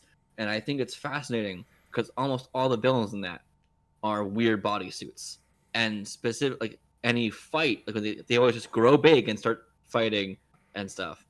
And I think that's probably part of the like American propaganda version of like this is just what monsters do. They just Japan is just like just wreck buildings or whatever. That's what Japan's like, whatever. So it's fascinating to me seeing going from as a kid seeing the Zord fights. That's the only thing I've ever saw from as a child from Japan's media was Megazord fighting Goldar or whatever, and then going to see 1954 Godzilla and seeing that same type of costume used, but for a very serious purpose, was amazing to me. I meant to mention that earlier. And then going to this, which again is a very serious take on the character, I feel like, and Ken Watanabe as Serizawa in this is fantastic. Yes. He stays great in all of them. Oh, absolutely. And then I think you're 100% right, because the idea of the costumes and the practical effects of it, someone has to be in there. They have to embrace the silliness. They have to understand what I'm doing is a little bit silly the entire time. Whereas when you just have a green screen that they're all just screaming at, the silliness doesn't feel as authentic. Yeah. It's not we're in a room with someone doing this and putting their heart into it. It's we're in a room with a camera and a green wall. So it just, I guess that's probably why that I think that, not to harp on practical versus CGI forever, but like I think practical effects do have a real effect on not just like the authenticity of performances, but on the authenticity of the audience believing what's happening, even if it's just ridiculous. So I can fully get behind what you're saying. I wish people overall loved this more. Yeah. Because did you rate this one? You get it 4 stars. Okay, yeah, I think we're all on the same page. This is like at least a 4-star movie overall usually, or you get 3.5, Josh. But like it's probably gonna go up. I bounced it between 3.5 and 4. Yeah, I think it's 3.75. I think it's overall very strong with some weird choices. Mm. And you're right, the Halo jump is so good. It's an amazing sequence. Then we're gonna get to where we all disagree a little bit, and that's on my favorite MonsterVerse movie for the wrong reasons. Favorite? Kong Skull Island. How's it? Favorite? Over 2014? I like big monkeys are my favorite animal. I love apes. I love chimps. That's I not love a good that. reason. No, it's not. I won't told you it's for the accept wrong that. reason. But also, I think it doesn't take itself seriously. I think it's really fun. I had a good time watching it, and I watched those first 2 movies within like a few months of each other, like a year or 2 ago, and it was like family movie night kind of thing, and like the vibe were just more fun for me watching Kong Skull Island. And I know fun isn't what I wanted. We're going for necessarily, but seeing John C. Reilly as a war pilot who has landed and is living among the natives is a fascinating choice. This whole movie is full of fascinating choices. That's one way to say it. Brie Larson and Tom Hiddleston needed more to do, I think, in terms of actually having a character overall. I think John Goodman being in it for like 2 scenes or whatever is a little funny. I forgot John Goodman was in it until he started talking again. I'm like, oh yeah, John Goodman is in this. You know, this unknown underground actor you might have heard of, John Goodman, is in this movie, and they made me forget about it. It's this movie introduces a problem that's prevalent in the MonsterVerse still to this day. They have incredible casts going forward. Just an amazing combination of people that could work really well, but they give them nothing to do. Okay, but the scene also seeing the GIF probably of the. I'm not saying it to the viewers. The viewers probably seen the GIF if you haven't seen the movie of the one dude holding like the flare grenade or whatever, walking up to the lizard. This cool shot. I got this, yo. One of my favorite jokes ever in a movie. Amazing. just tail swept away and the wall blows up. It's fucking hilarious. I loved it. That's what I really love about this movie is that the director Jordan Vogt Roberts very clearly knew how to strike the balance, at least to me, of the inherent silliness of this, but also kind of being able to take it seriously. Like, you believe everyone believes in what they're doing, but you also recognize that this is a giant monkey that's fighting a thing called a skull crawler. Like, it's very ridiculous, but it still works, and I think the commentary in this one is the best out of the whole MonsterVerse. Of just like the U.S.'s involvement in the Vietnam War, just like literally flying to a place we have absolutely no business going to, immediately start bombing them, and then getting mad at them for attacking us for it. Like, and everything with Samuel L. Jackson's character, I thought was done great. I loved just his relentlessness of just like, no, we're doing the right thing. No, motherfucker, you started this. Like, he's like, Kong killed our friends because you were bombing his home, you idiot. Like, this is, like, that's, because I was 17 when I saw this. I didn't know much about the Vietnam War during then because I was an idiot. Because school didn't teach us well enough. Exactly. And now, knowing what I know, it works way better because of that. I like the ensemble cast. Like, I like all those actors. I think they're all really good. I think that it spread itself too thin with having too many characters, and that they each kind of had their own theme that I like, but I wish was fleshed out more. Like, there's like Brie Larson's the photographer. Honestly, I wish she was the main character. Yes. Like, I thought that, like an anti-war photographer with the military. I think that would be really interesting. And then there's like that one line that's a little on the nose, but I thought it was good, where Samuel L. Jackson says, like, are you gonna bring a weapon? And she says, like, a camera's more powerful than a gun, or something like that. I think that theme could have been explored a little bit more. And then, like, I could see this movie being from John C. Reilly's character's perspective and going into, like, everything that he went through, but it never fully fleshes it out. And so I like all of the characters. I just wish either they focused on 2 or 3, or they, I don't know, fleshed it out. So you wish more people died in the first minute when they all got there. Honestly, pulling the Suicide Squad of like having like this amazing cast, then killing off like 3/4 of them in the beginning, that would have been hilarious. I would have loved that. I didn't care for okay, I like that John Goodman was in it because when he gives like speeches or just like He's explains great. things, I'm listening because it's John Goodman, and Yeah. Uh, but his character, I didn't really like care for Mhm. that much, and I thought, I don't know, I'm not sold on the whole monarch. Like, So, have you watched the show at all, Monarch? no, I haven't watched the show, admittedly, I, but I I like the feeling of helplessness that like the original and then the 2014 one have, where they're not prepared for this and they need to figure it out, and then their solution is nuke it, and it's That's like, the no, biggest don't do problem that. with movies going forward is that they're too prepared. Yeah, now they have like a whole division that's set up for these monsters, and it doesn't feel like there's not a sense of that helplessness, I guess.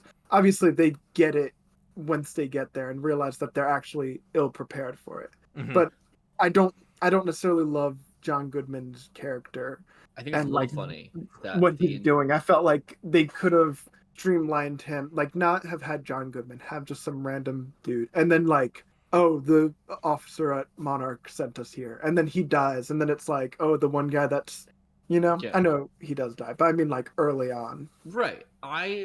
I think it's interesting Monarch, the idea of that, because the idea of from a filmmaker's point of view, America's solution to this problem is make a new military department. Just make another one. What's what we need? Yeah, One for monsters now. yeah. Because what else can we do? Yeah, I think Skull Island is interesting. Come on, we have Tom Hiddleston wearing a gas mask, running through poison, fighting pterodactyls with like samurai swords. What is this movie really? He's in the sluttiest shirt you have ever seen in your life. What they got, the like, all right, Tom, you're gonna wear this shirt. It's 8 sizes too small. You're gonna look great. That's my Loki. I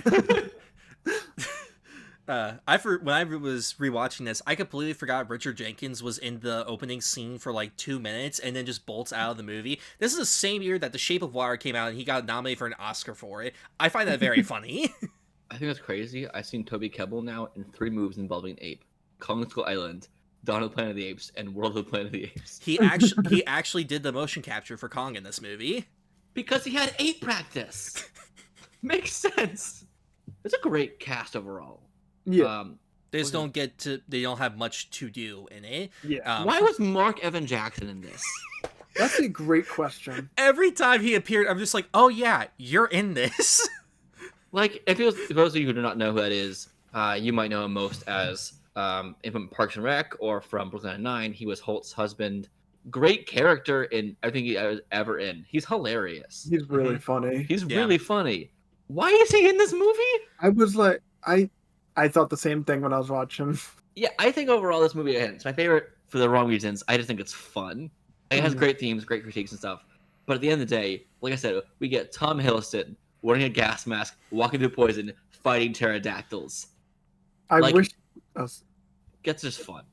I wish that it built to Kong more. I think there was a little bit too much Kong in it. I think I liked in like the original King Kong and in Peter Jackson's how they get to the island and it's kind of like this like what's behind the gate, what are they worshiping type of thing. But that's just my personal preference with like monster movies and kaiju See, movies. I like the saw- slow burn to a big reveal. I saw that in your review originally. I'm like that's why I knew we were going to disagree. Because I think Kong in this is like a good amount. I think him early on the island is kind of a smart, like, to give them a sense of what they're actually up against first, and then they separate everyone. It's like, what the fuck? I'm never just terrified and alone, and that's here. That's, I think it adds a different level of tension. That's not necessarily better or worse, but just different. And I think that the slow reveal of a monster at this point in movies is not always as good, because especially for a movie that's like a classic kind of monster, because the audience already is familiar with this thing for decades of things. Yeah, that's fair. Yeah. So like revealing a giant ape isn't as scary as it would have been probably 40 years ago, 50 years ago, whatever. It's just not as compelling. Yeah. But But the reveal scene Go of on. Kong in this, I thought, was done fantastic. I agree. The ambush was so good.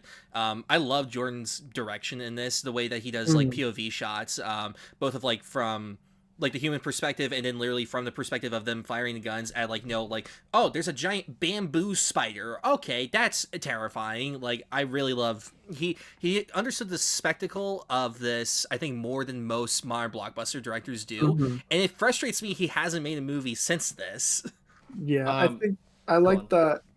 I think now I can't remember. I watched it a few days ago and I'm already forgetting, but the scene where they're like walking by and they see like the bloody handprint of Kong. Had they already seen Kong at that point?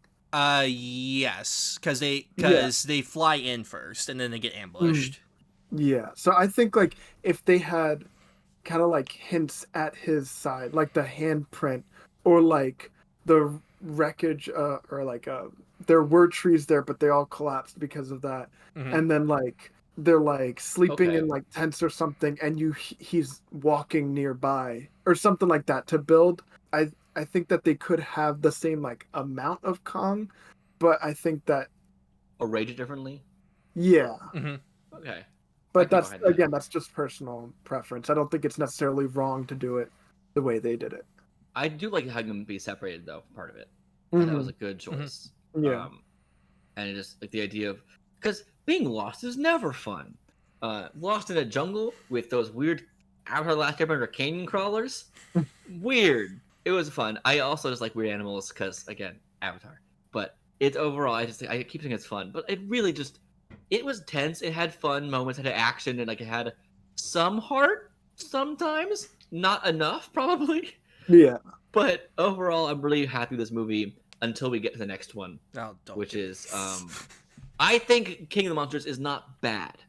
I know you disagree. I know you lowered your rating, sir. I'm aware. I think it's fine. I feel so conflicted with King of the Monsters because I think it has some of the highest highs of the Godzilla franchise and the lowest lows. Like King Ghidorah on top of the volcano. Oh yeah. Oh my god. You don't get much better than that. The final shot of him just like atomic breath into the air. That was great. The imagery in this movie is fantastic. I just loved the way that they shot the monsters. The fight scenes were done really well. Like when you're going off of just like watching monsters fight each other, this is fucking awesome. The trailers looked epic. Yes. And then when the humans start talking, it gets really, really bad. Shut up. Oh my god. Kyle Chandler's character was annoying me the entire time. Wait till you find out all the other characters. And what's funny is like this is a really good cast too. Like they have so many good actors, and literally none of them have anything to do. Vera Farmiga's in this. She has nothing. Millie Bobby Brown is in this. She has nothing. Why was she in it? Why is Millie Bobby Brown in here? Why is she in this? Because Stranger Things was popular at the time. Yeah, and she's a good actress, so give her a role, dialogue to do and say. She's locked away the whole movie. She has second billing in this movie above Kyle Chandler. I forgot she was in the movie for a majority of it. When I wanted to watch the movie, the only thing I knew about it was that she was in it, pretty much. Because I remember her from the trailer, like on the building or whatever, like reaching out or whatever. That's all I remember. And the trailers are so misleading for this movie to me. It makes it look way more epic scale and stuff, and it's just giant tech division. Okay, Bradley Whitford's in this as the sassy sidekick tech guy. I actually like Bradley Whitford in pretty much everything. Yeah. Except for this. His role in this was the most irritating character I've ever seen. I could not stand his character in this. I don't know if the humor didn't land for me. Every time he talked, I wanted to turn the movie off. I could not stand this. Yeah, another amazing actress. Why is she here and you give her nothing? I love like when she dies in this, like they're like mourning her. I'm just like, I don't remember what her name was from the first movie. It's Ice Cube's in this movie. No, his son is in this movie. His son's in the movie. Ashley Jackson meant to say, yeah. But also interesting choice. This is a bizarre. Anthony Ramos is in this movie from Hamilton. Yeah, I forgot about that. He's the other guy. As the other military soldier. Yeah. How? Okay. Do they have blackmail on these people? Did they not read the script before? I think they're doing what people did for the Tom Cruise Dark Universe, whatever. of just signing on. Like, this will be a huge thing, successful for years. You have a whole setup now. Okay, sure. Like, it's the next Marvel, whatever. That didn't work out. No, the only people to go to the next one was Millie Bobby Brown and Kyle Chandler, and Kyle Chandler was in like 2 scenes in that one. Yeah. I like the next one though. Is actually a continuation of this. Yeah. Like, I wish we had Samuel L. Jackson. I meant to say Aaron Taylor Johnson, also 3 names, and I would have been nice to have that kind of some of those 2014 characters come back besides Ken Watanabe. Mm-hmm. No, I think the worst things of this to me. The first thing is I hate when movies act like that the characters have like this deep emotional core to them where it's like, oh, I have like a dead child or dead parent or something like that, but we never see the relationship at all that's happening with it, so we don't feel anything. So like the whole time when they're talking about like, oh, our son is dead, this isn't gonna bring it back. I've never seen you with your son. I don't know how the whole thing was. Like, again, credit to 2014 Godzilla. We saw the familial relationships, like, both from Cranston and from Aaron Taylor Johnson. So, like, we got that. This, no, we never do. We don't see them together. So also, the plot of this movie, the themes of this... The themes of this are wild. It's like, nukes are good because, like, it can bring about new life and stuff. It's very weird. Eco-terrorism with monsters. What? Also, the mom was convinced last minute because, like, I think my daughter's in danger. What was your plan?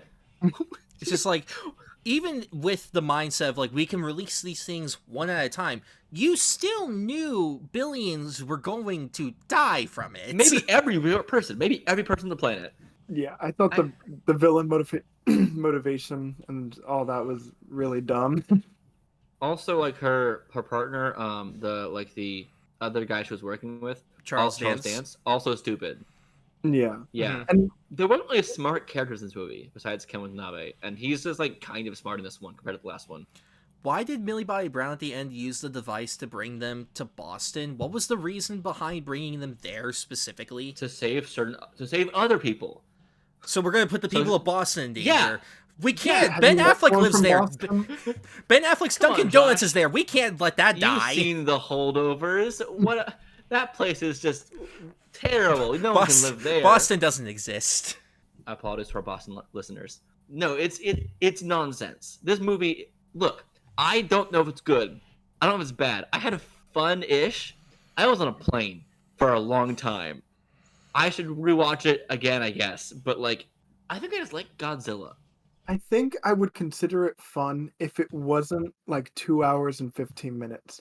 If it was, like, long. 95 minutes. Yes. It would be so much fun. Cut out the humans, we're good? What'd you say? Cut out the humans and we're good, right? Yeah. If it was just... Why is it 2 hours and 15 minutes? That is way too long for nothing. And... I really liked the idea in this of, I know it's a kind of dumb thing it seems to have of having Godzilla be a hero now or whatever and going forward or whatever, but like it's interesting, I guess. Yeah, like the whole idea, it reminded me of like How to Train Your Dragon. Like, he's the alpha now, command your people. I'm like, okay, fine. I'd rather watch How to Train Your Dragon, but fine. Go on, Sinjun, you seem a bit exasperated. It's like, not to be the guy in the Showa era, but in the Showa era, when he becomes more of a good guy, it's more of like a reluctant hero. It's more like there's a bigger bad that he needs to stop. And so the human characters just kind of have to like guide him to like, we got to awaken Godzilla. And then we just like cross our fingers that he helps us. But there's always kind of that fear that he's going to like turn on you or whatever. And also, so I don't like. He's been missing for years in this movie. Godzilla's been missing for years. Yeah. Not explained. He's just okay. Showing He's out. Been gone. Okay. Also, with the villains, it is really goofy in the older ones that they have like aliens come, but at least it makes more sense. The aliens come and want to take over the world, so they release the giant monsters to destroy everything. That goofy, silly logic has it. It makes sense. Yeah. I can see why that. But then humans being like, we should destroy humans because the environment. I don't know. That doesn't work. it would have been very silly if they were aliens for sure, but the logic would have made more sense. Like, Yeah. even the I movie, just I think it needs a lot of retooling. I think of that like, I think humans should destroy humans because of the environment. Makes sense only if you actually want to kill off all humans. Yeah. Like all of them. Like the mom's like, we'll see. I don't really get what the vibe was for her. We killed 30, 40 people. Cool. 2 billion people. Yeah. What's For funny? all of us? No, I started a line. Where is your line? What's funny is this was the director of this, Michael Downy. He wrote and produced a lot of the Fox X-Men movies back in the day, but the movies he's directed are Trick or Treat and Krampus. He works a lot better in smaller scale horror spots than I didn't know that was the same director. Yeah, it is. The plot of like, let's use like monsters or nukes or however you want it, like radiation to like fix the world, but everyone's gonna die. It feels very comic booky.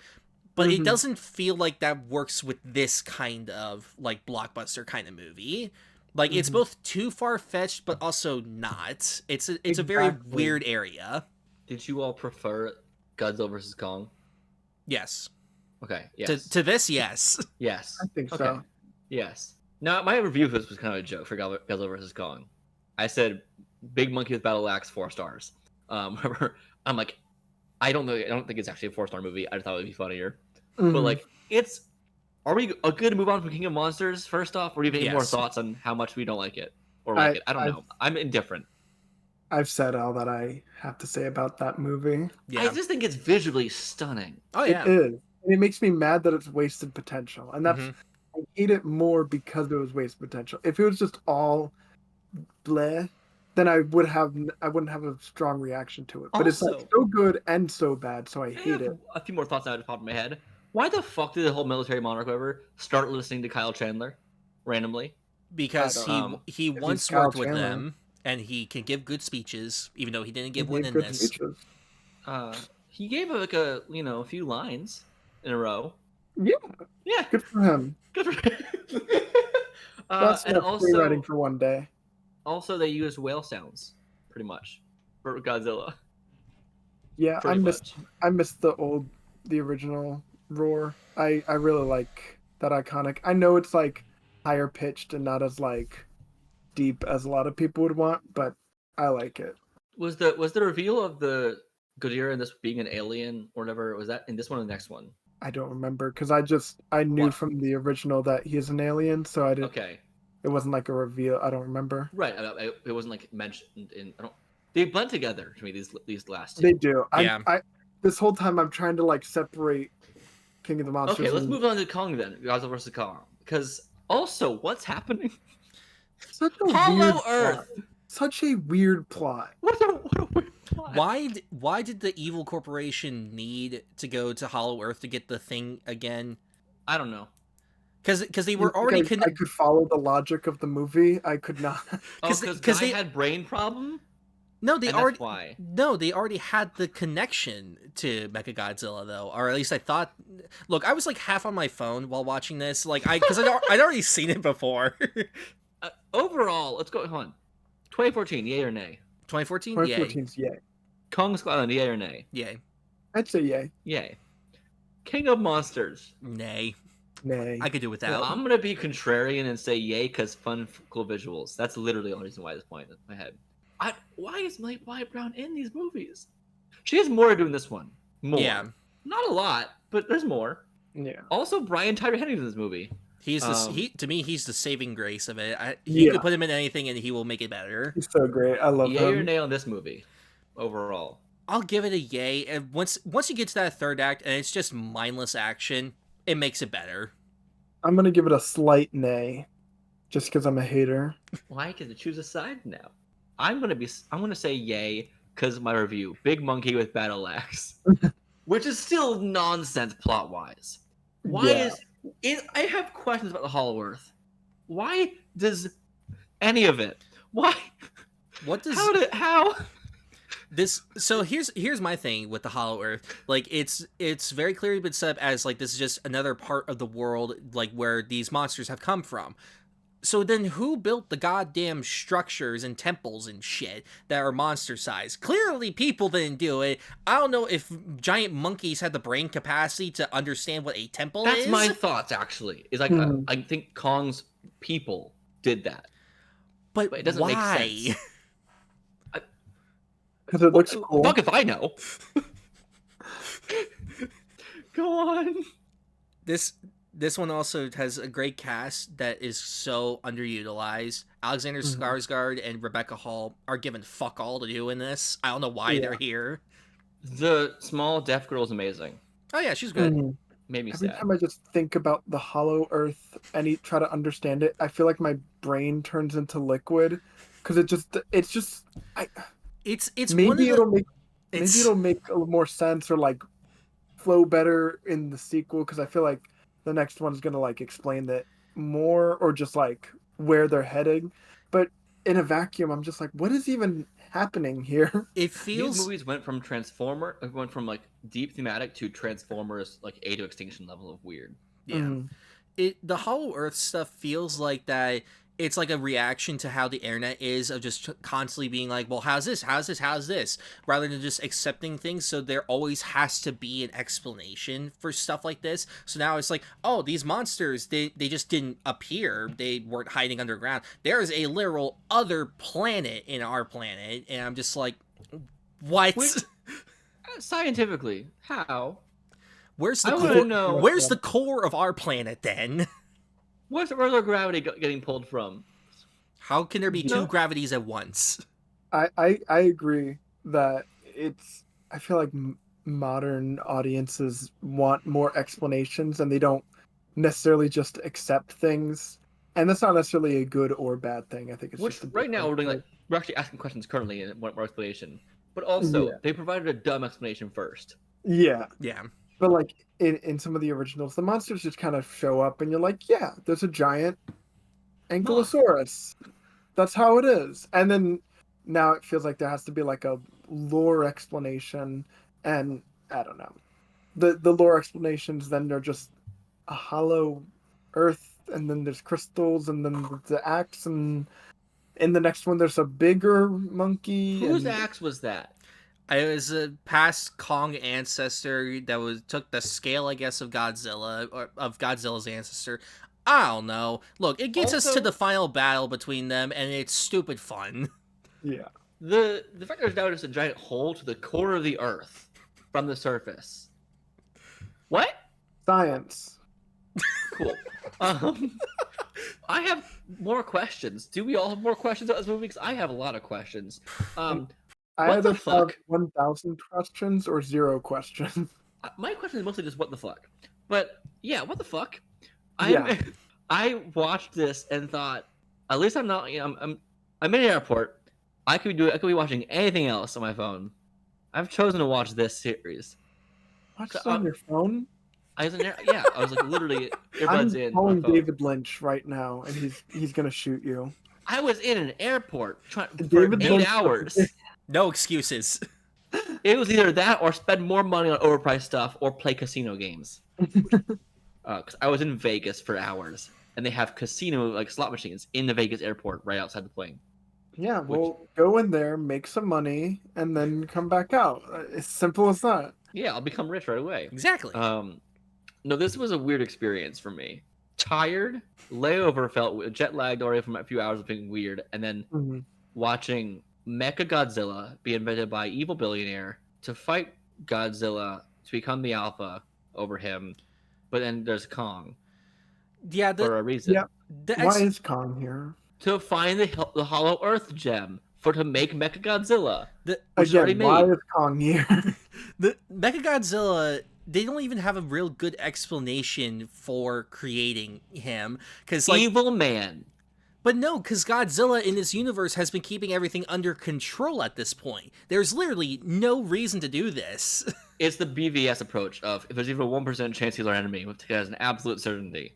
You know, now that I think about it, this is borrowing a lot more from Batman vs. Superman, which is not necessarily a good thing. I feel very conflicted. Speaking of Mechagodzilla, I'm very conflicted on his design. Because every now and then I'm like, oh, that's so cool. and then it cuts to another angle, and I'm like, oh, I don't Yeah. like it. I think that my main issue is that it's too skinny. Mm-hmm. I wish that its shape was more like what Godzilla looks like, make him a little chunkier. I like his like spine. I think the spine is really cool, but I wish that the shape of it was much more like Godzilla. I don't know why Mechagodzilla has like a Chris Bumstead V taper with like a little waist and broad shoulders. Like, it's Mechagodzilla, not Mr. Olympia. Why are I love like when Mechagodzilla just like goes off the rails, that they don't even bother trying to explain why. It's just like, he's just out of control now. And it's just like, we're gonna know why? Do we know why? No? Okay, sure. Why is Isaac Gonzalez in this as henchwoman? Thank you. You put Isaac Gonzalez in your movie. You need to use her, but what do I know? No, you don't. We've proven that. We've proven you could just put anybody in any of these movies and not use them at all. These started with such a high to me. This franchise. Yeah. Okay. I am so curious how Godzilla, X Kong, Cross Kong, whatever that is. Yeah, what are we calling it? Because I don't like it. I don't like the name. I think it's just Godzilla Kong. But like, why not just do a plus then? Godzilla plus Kong. Look, man, I don't have your answers. To Godzilla. Look, all I know is that for the next one, it's just they're fighting a much bigger Kong, which is just like, sure, and Kong has an Infinity Gauntlet now. Why the fuck not? Yeah, this could exist in the same universe. You know what? You're not wrong. Rampage with that movie is also not good. Rampage is far worse though. You called it aggressively bad, Sinjun. It is aggressively bad. It's real. I saw it in theaters and I instantly forgot it. It's one of his worst movies. I love the games. I love the game Rampage, and which is fun. And then you drink a Monster Energy drink, turn to a monster, and then start eating people. No, this is just like a meteor makes monsters bigger. Same thing, right? Speaking of the game, this is a slight tangent. That's fine. Sorry, but at this point? I had when I was younger, I used to play this like Godzilla Destroy All Monsters game on the PlayStation 2, and that was like my main knowledge of Godzilla. And then when I'm watching the movies, I was watching Return of Godzilla, and he starts like destroying the city, and I'm like, oh my gosh, that looks just like the map in Godzilla Destroy All Monsters. And then I sat for a few seconds, and I'm like, that's called Tokyo, Sinjun. That is just a real city, and that's what the city looks like. That is not the map from Godzilla Destroy All Monsters from PlayStation 2. People That's called Tokyo. Cities from GTA, but this is from that game. It was a very humbling experience when I caught myself doing that. Oh my god. Okay. I feel like we have to address the plot with conspiracy podcaster on a podcast here. Brian Tyree Henry plays a podcaster who's everyone's crazy. You know, FBI's after him or whatever in his head because he knows stuff about companies. And then Millie Bobby Brown finds him immediately. Because she's a smart kid. And her friend who is introduced in this movie, they use his car, they go there, his van, or whatever, and they go with random adult man who they do not know. That was what I was thinking. He kidnaps her.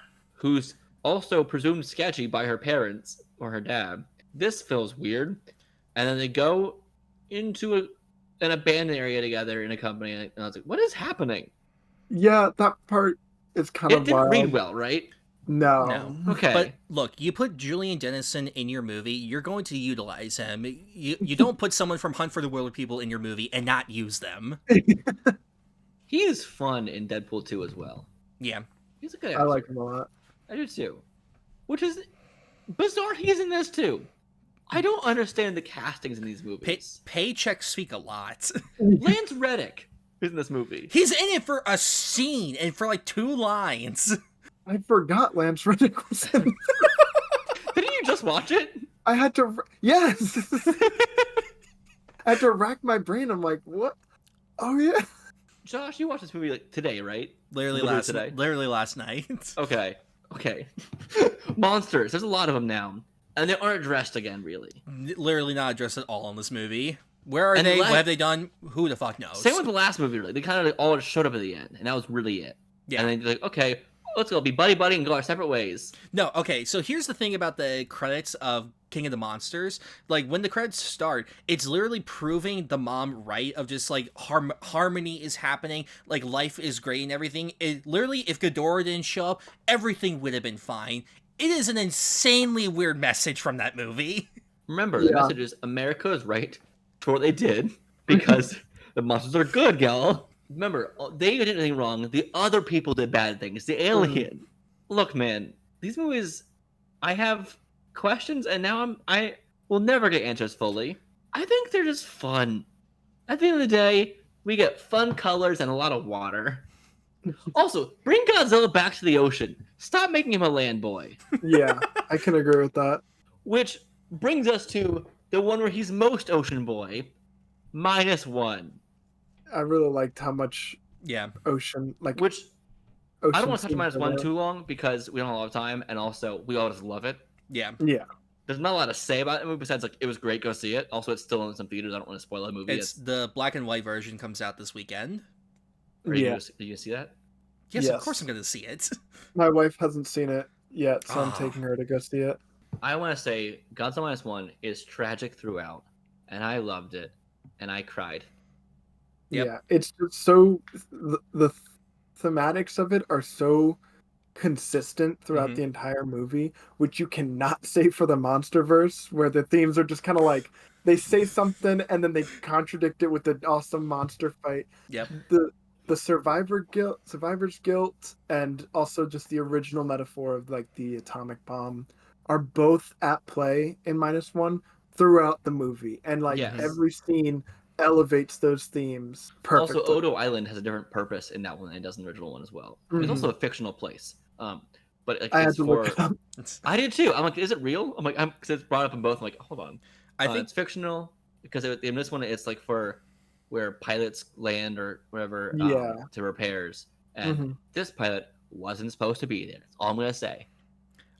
one of my favorite themes that this movie explores, and I don't watch much Japanese cinema, so I don't know how often this is explored, but I really thought it was interesting how this explores Japan's military strategy during the war of just like, sacrificing yourself for the greater good, like, is the way, it's the only way, and how this movie is actively criticizing it at every turn. I thought that was really interesting, because the main character is a kamikaze pilot, who, spoilers, doesn't do what he's supposed to do, and everyone is just like, you're a piece of shit for not doing that. And it, movie, grows and everything like that. But I thought that was a really interesting aspect to explore. Yeah, that feels like a much more modern, like, retrospect on it. I'm definitely not an expert on Japanese cinema and Japanese culture, but World War II buff. Come on. I'm not. But I have seen a good amount of Japanese cinema, but it seems like it's much more of a modern take on it, because there's a lot of like unlearning, just like in America, how we view like westerns now. We kind of have like to change our perspective on it. So I think that was really interesting. I also loved how I feel like an issue that first off, -1 balances monsters and humans perfectly. Perfectly. And I think that one of the reasons it does it so well is that the thematics of the characters and the thematics of Godzilla are linked.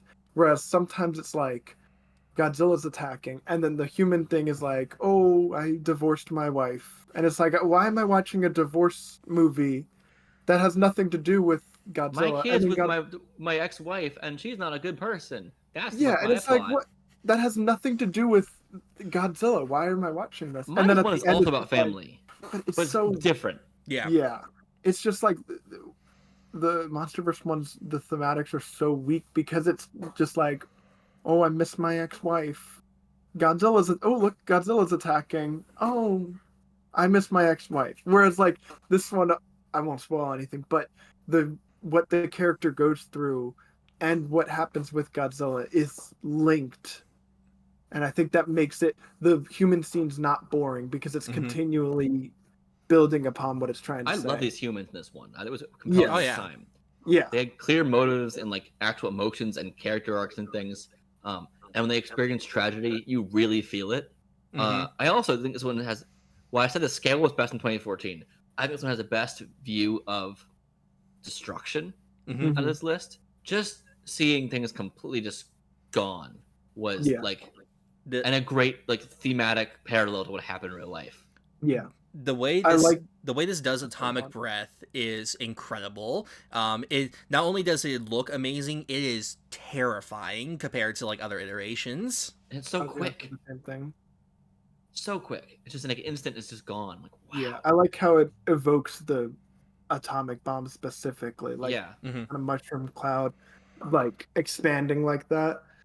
And I think that this movie benefits from being a solo Godzilla movie where you don't have to like power scale his atomic breath with like the other monster. It can just be Godzilla, and his atomic breath might be like the most powerful. I haven't seen every Godzilla movie, maybe some of the Yeah. 80s and 90s one, but from the ones I've seen, this is the most powerful atomic breath.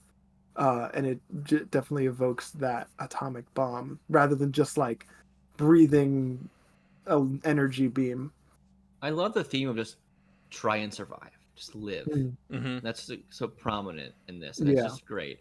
Yay or nay on -1, y'all? Who would have think? Yay. Yeah. Very very big yay. So we're not gonna harp on the Godzilla -1 too long because we all really loved it.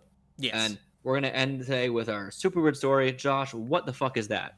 I don't know anything about anything, and this is when Sean just yells at me about things. I go, huh, that's weird. That's how I describe everything in this podcast, I feel like. No, I'm kidding.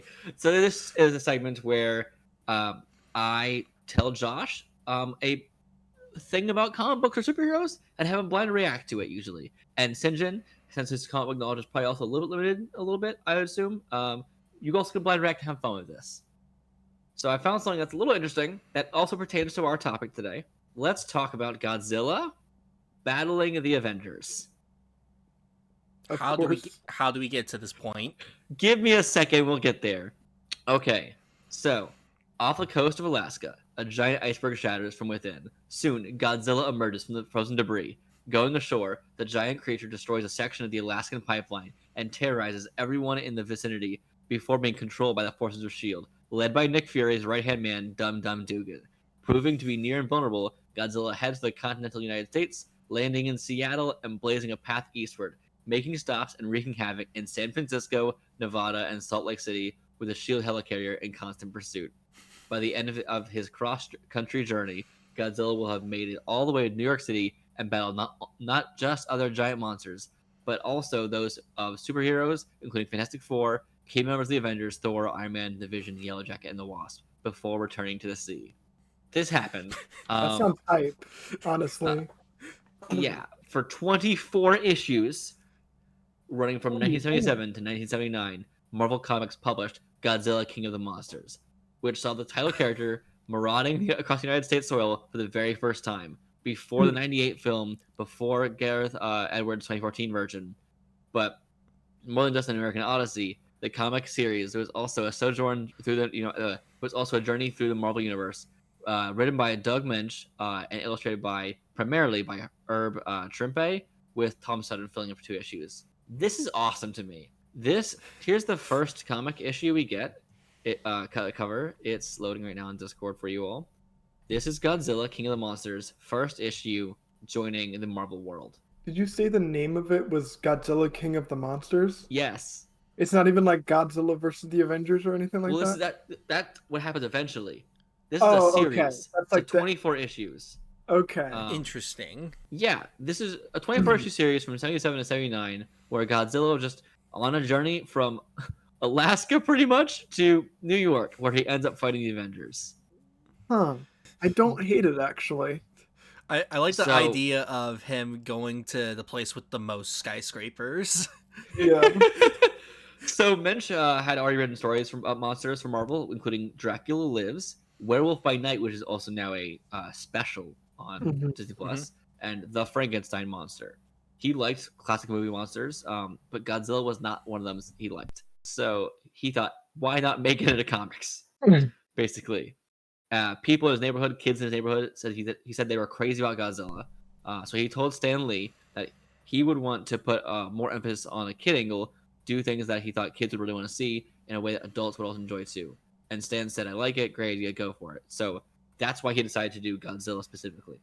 Because he thought, kids like monsters and stuff. Why not? And he portrayed Godzilla, albeit ambiguously, as basically a force for good. He says he took cues from the movies of that time period. They include two notorious entries: Godzilla versus Megalon, released in the United States in 1976. Have you seen that one, Sinjun? Yeah. Okay, what is that like?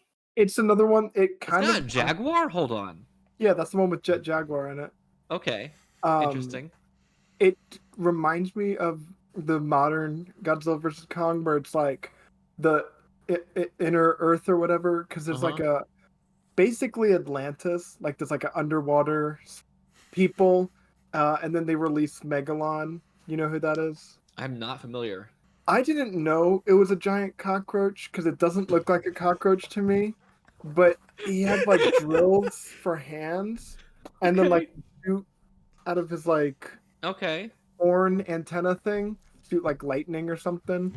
It's a fun one. It's a silly one, but it's a fun one. He was inspired by that movie as well as Godzilla on Monster Island, also titled Godzilla vs. Gigan in Japan, which features Godzilla and Anguirus, speaking to each other and stuff, and so speaking to each other with words. That's apparently. one of my least favorite parts is that they have little text bubbles pop up in the movie of Godzilla and Anguirus talking. Awful. I hate it. For reference, that's what the writer of this had seen and used as a reference. These two movies. Those are both fun. Which, probably a fun vibe, I guess, for Marvel. Monster Island was actually screened for members of Marvel's creative staff, including mentioned Lee, by Toho executives before the film's U.S. theatrical release in 1977. So Toho screened for Marvel creative staff 1977's Monster Island, and Mensch recalls thinking it was a piece of crap. But Stan was saying next to him, hooting, hollering, and clapping. He went crazy in the fight scenes, shouting, "Go, get him, Godzilla," which is amazing for hear Stan Lee like that. I'm so far on board with all of this, just saying. Noted comic writer Roger Stern, a Marvel editor at the time, was also at the screening, he said Stan was trying to show enthusiasm in front of the Toho executives. They were 3 or 4 Japanese businessmen who looked like they came right out of central casting, short, dressed in dark suits, very buttoned up, and serious. And all of us Marvel people were cracking up from the movie and from Stan. The Toho execs didn't know what to make of it. At the end, after we've watched a terrible movie with all these awful special effects, Stan shouted, "Take that, Star Wars," and we cracked up again.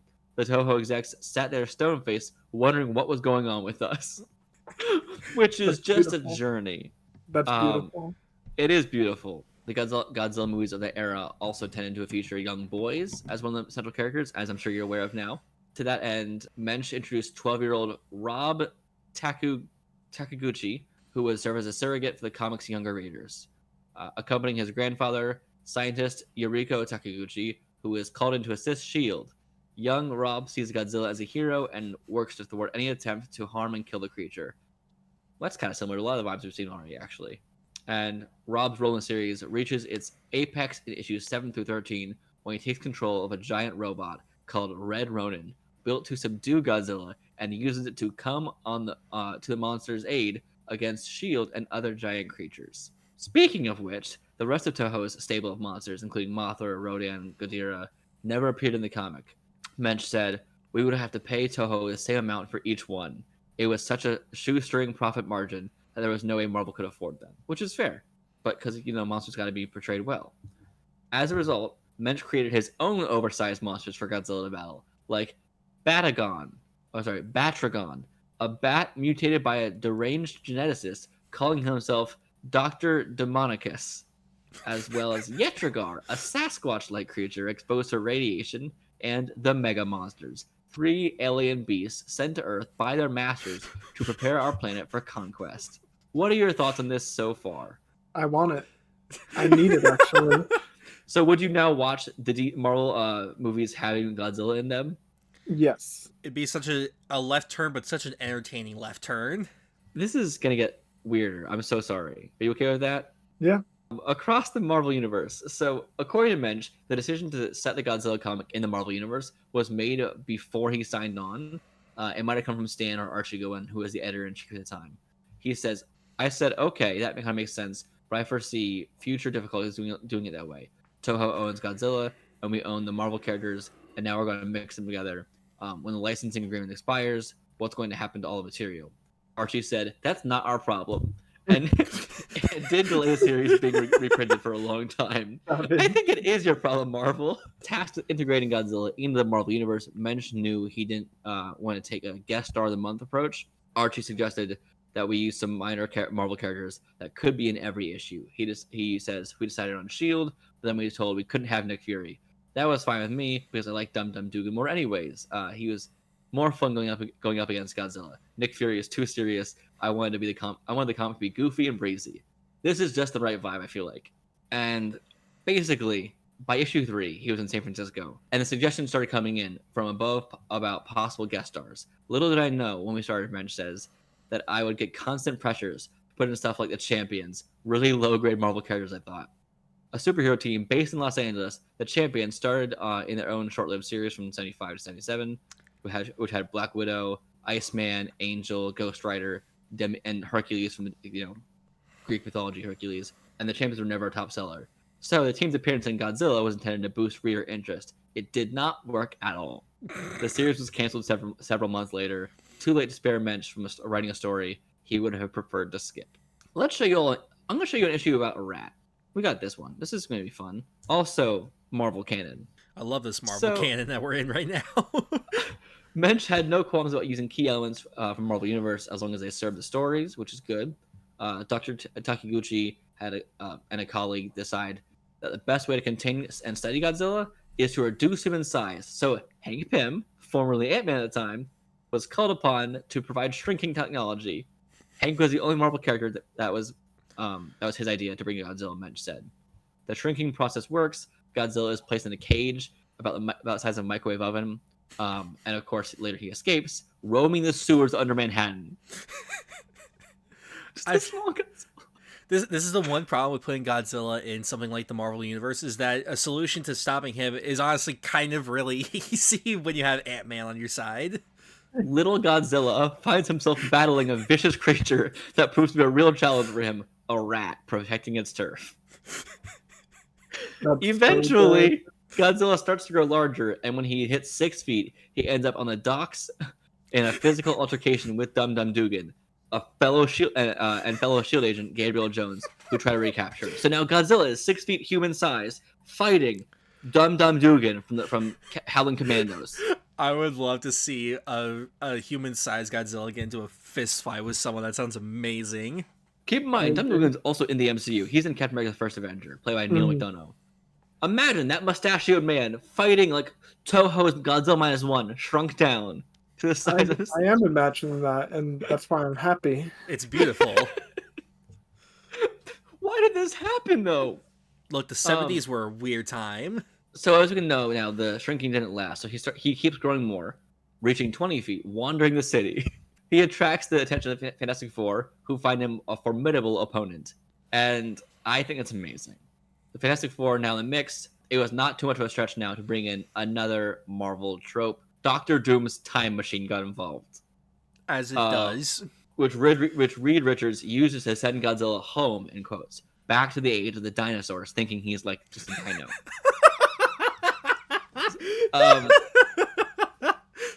95 million years ago, to live in peace away from humans. There, Godzilla encounters the crimson-skinned Tyrannosaurus-like devil dinosaur and his ape-like companion, Moon Boy, who were recent additions to Marvel Universe created by Jack Kirby, which there actually is like a Moon Boy like thing like in media. I think it's like a show or something. It's Devil Dinosaur and Moon Girl.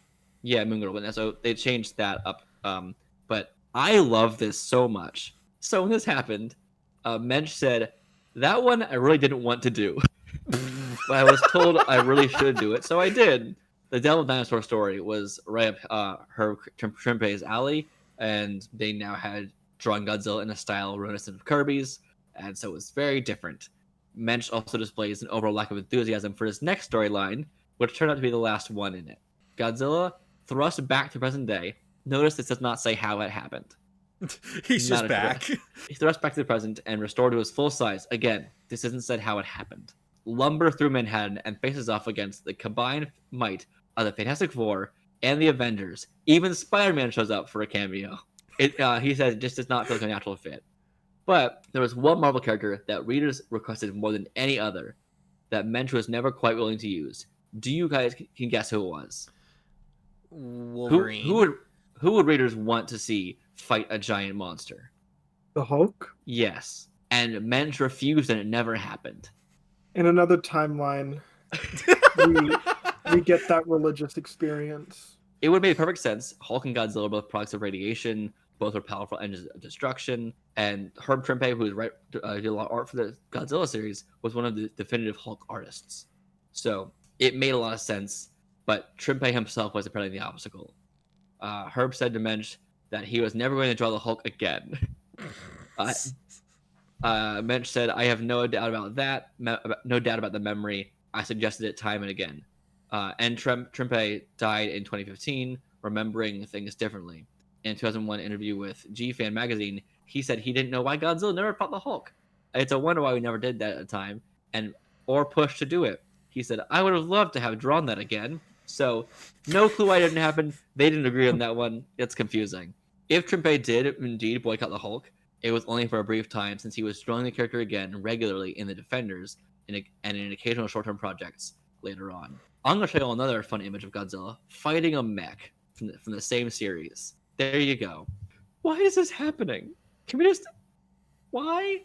Lastly, pretty much, Marvel's Godzilla concluded with issue 24, but not due to low sales or dissatisfaction from Toho. They never objected from a single thing they did.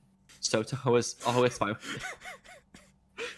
As the contract came up for renewal, Toho decided to increase the fee that Marvel was paying for the publishing rights to an extent that Marvel chose to discontinue the series, which is a shame, I say.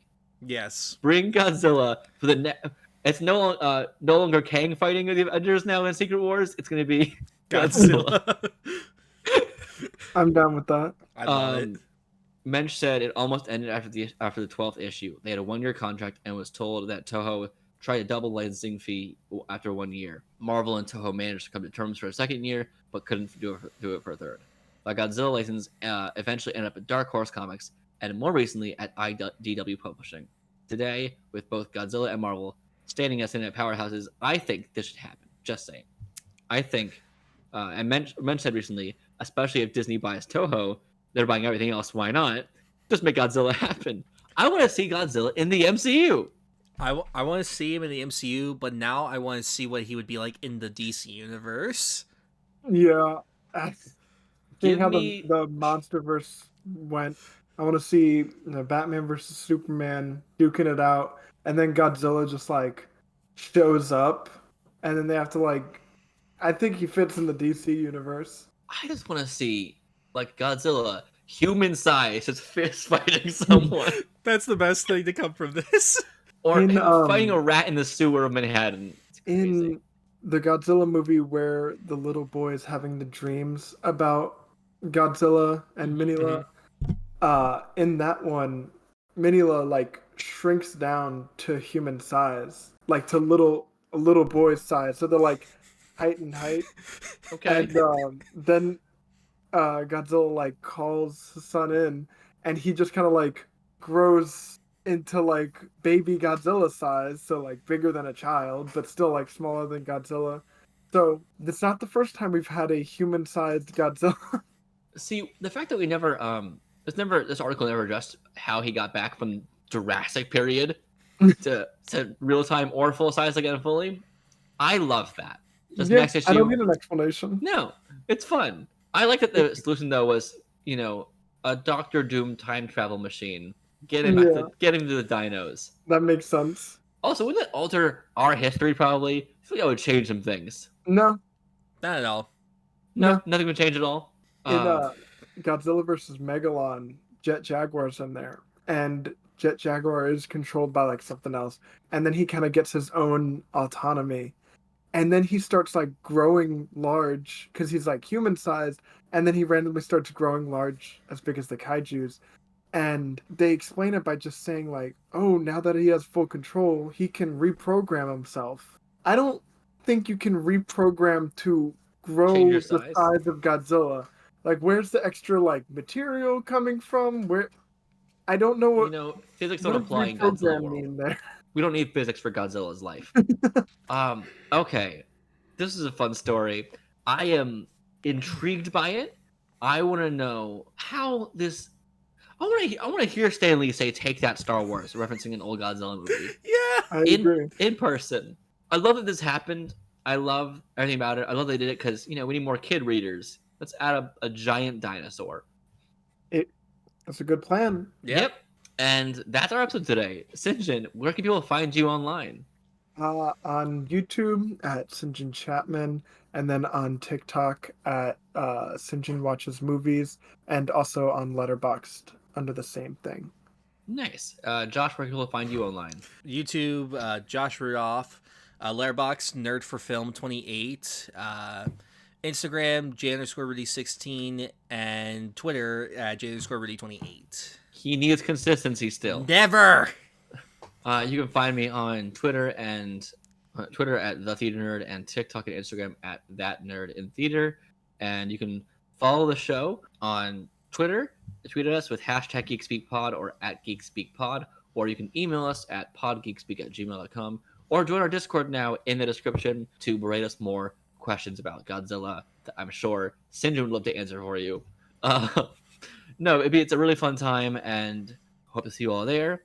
And thank you for listening. It's been a really fun time. A lot of big Dino Boy. Yeah. Any final thoughts, anyone, on any of this today? I've seen a lot of giant animals, and I don't know if that's too much for me for 1 week. Maybe it's not. Who knows? I still have like 20 more Godzilla movies to get through, and then I'll see them all. But Okay. I'll get there in like a month. Okay. Thank you all so much for listening to this podcast. Be sure to follow the show and like, comment, review everywhere you can. Have a good day. Bye.